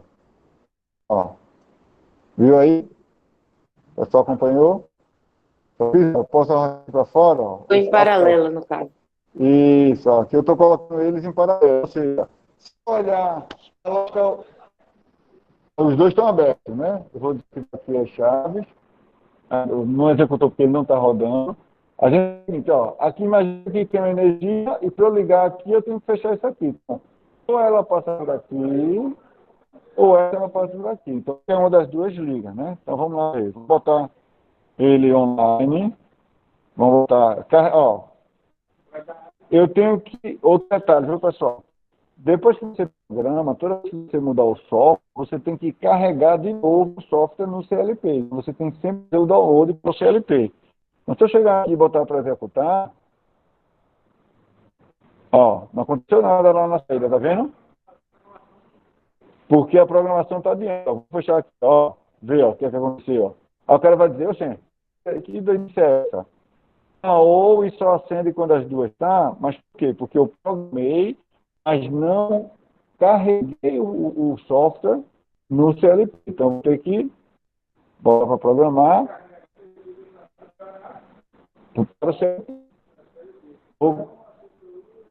Não, para ver como você ele está carregando o programa na memória do CLP para executar lá. Pronto, agora carreguei, botei no modo run. Ó. Opa, agora mudou. Ativei só a primeira, já acendeu. Ó, a primeira, ou a primeira está ativo, ou a segunda está ativa. E ativa a saída. Ou as duas também. Se as duas tiver, já ativa. Então, essa é a lógica. Ok? Pessoal de casa, compreenderam aí? Ok, professor, tudo ótimo. Beleza? Isso vocês podem fazer também no celular. Para quem já baixou, já começou a fuçar aí, vocês já podem começar a brincar com isso daí, descobrir qual é a forma de endereçamento, descobrir qual é a forma de programação, colocar para simular, e você vai ver que você ativa a entrada, a saída e assim por diante. Então, com isso, pessoal, aqui, ó, vamos fazer mais um aqui, ó. Vamos botar Qual é o mais um. aplicativo? Você no Play Store, no App Store, ou sei lá qual for, qualquer um que você gostar. CLP Simulador, Simulator, vai aparecer um bocado aí para você. Vou botar uma outra chave aqui, ó. Vou botar I3, que é do módulo 3, I2.3, barra, botar a última ali, ó, barra 15. Só para vocês verem que não precisa estar na ordem. Ó, certo? Vou carregar de novo, vou me conectar no CLP, vou online. Adalto, todo software é assim? Não, depende do fabricante, depende do modelo. Vou carregar, estou fazendo um download. A lógica sempre vai ser assim, você tem que se conectar ao CLP, você tem que criar programa. Não, aí é a máquina. A lógica é a mesma, a lógica é assim. Você programa, mesmo offline, não precisa nem ter o CLP para programar. Você pode fazer toda a programação sem o CLP. Vai estar lá no seu software, é um software. Aí você vai agora testar no CLP. Você se conecta ao CLP, lá, alguns têm Wi-Fi, alguns é conectado na rede, o outro é USB, o outro é serial, depende do modelo. Você tem que se conectar a ele. Se conectou a ele, aí você então agora faz o download, ou seja, você carrega o programa dele. Depois que você fez o carregamento do programa dele, você tem duas situações. Se você quer monitorar o funcionamento do CLP, você permanece conectado e coloca na função de monitorar e manda o CLP dar o run. Então, tudo que ele estiver fazendo vai também transmitir para o seu computador e você vai ver esses exemplos que a gente está mostrando aqui, das chaves atuando, a saída atuando, tudinho, você vai ver a lógica funcionando, certo? Você pode até forçar uma entrada, você pode dizer, ó, o cara não ligou a chave não, mas eu vou forçar e dizer que a chave está ligada. Então tem todas essas opções também. Fiz isso daqui, já carreguei, acho que já... Pronto, vamos ver aqui, ó. Chave 1, fechada. Beleza. Chave 0, 1, 0, beleza. 1, 1, beleza. Ó, não ativou a saída ainda. Por quê? Porque aqui eu tenho que fechar a 15 aqui, né? E agora não é nem bem uma end, é uma ou uma end, né? Então, essas duas aqui entrando na lógica ou, a saída dessa lógica indo para outra, fazendo uma end com essa. Então, vou lá na 15, agora sim, ó. Ativei a saída. Certo? Perguntas? Curiosidades? Digam mais aí. Peço de casa também. Olha, lá embaixo a gente tinha, pelo menos no mês passado, tinha uns 5 CLPs que dava para a gente fazer isso daí. Ele é um pouco diferente disso daqui, mas para a gente fazer. O problema é que lá embaixo está sem ar-condicionado. Meu amigo, bronca. Mas eu vou ver na semana que vem. Deixa eu ver aqui. Talvez no segundo. Eu vou ver se essa semana eu consigo descobrir por lá, para ver se na próxima semana a gente já faz algumas brincadeiras com isso. Não, dá para trazer não, eles são grandezinhos. Mas vocês vão ver que ele é bem grandinho. Oi? Deixa eu ver aqui assim. É porque ele é um painel de simulação. É antigo, mas dá para essa lógica aqui dá para a gente. Coisas que vocês não perguntaram. Por exemplo, ó, eu consigo ter mais de uma saída. Entendeu? Então, digamos que essa lógica que eu fiz aqui, ó, essa lógicazinha aqui no início, ela tem a opção de ativar duas saídas. Então, eu vou botar aqui O 2.4 e vou botar aqui O4 barra 3. Pronto. Vou carregar, vou me conectar, vou carregar.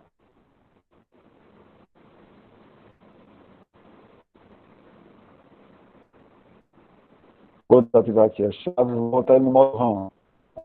Vou fechar a chave 1, chave 1, qual é a outra? I1315. Vou lá na I1315. Aqui. Olha o que aconteceu. Ele ativou a saída O2.4 e a O4.13. Então, eu consigo ativar, numa mesma rede, consigo ativar mais de uma saída. O que vamos fazer, tentar citar um erro aqui para que vocês percebam. Vamos ver se consegue perceber. Vou agora na rede 2 e vou colocar a mesma saída, ó 2/4, e vou colocar aqui um I2 1/6. Ó, vamos ver aqui.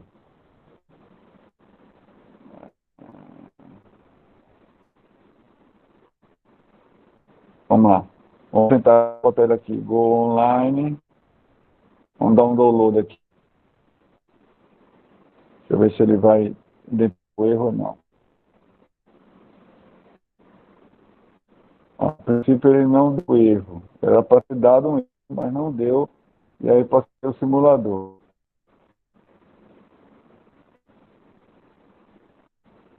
Ó. Observe que o erro que deu foi que era para ter ativado a saída e não ativou, tá vendo? Ó, ele ativou a de baixo e não ativou a outra. Por quê? Porque ele está com erro aí. Se eu botar aqui. Ó, vê que doideira ele está dando. Mas está errado, concorda que está errado? É um erro.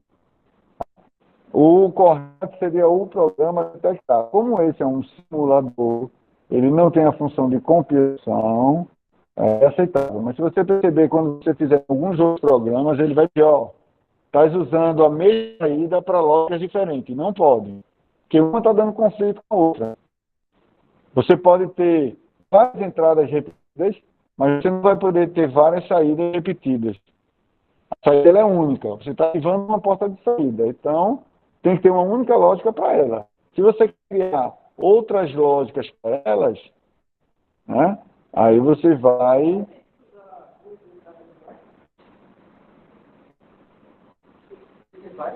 Várias entradas iguais pode. Por exemplo, vamos botar aqui I1.0 e vou botar aqui uma outra saída, 2.5. Vamos fazer um download.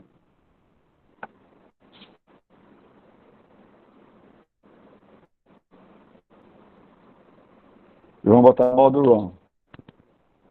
Olha o que aconteceu. Tá vendo aqui? Só vou mudar I1.0. Ó, só I 2.5. Entendeu? Ó, aí 1.0, vou aqui, ó. Se eu ativar aí 1.0, ó, ele ativa todo mundo, ó. Mas vamos desativar 15 e botar só um. Entendeu? Ok, senhores de casa? Como é que tá aí o entendimento? Tudo ok, professor. Tranquilo? Pronto. Então, foram as ferramentas básicas que a gente precisa conhecer para depois a gente começar a criar as nossas lógicas, as nossas combinações, os nossos circuitos, a nossa automação. Tá? Eu vou colocar, no 15, eu vou colocar a lista listada, Vocês conseguem entrar aí na... Pronto, eu, de qualquer forma, eu vou mandar pelo Zap, e quando tiver internet, né? Deixa eu achar aqui, deixa eu cancelar aqui a apresentação, para a apresentação, interromper aqui a gravação.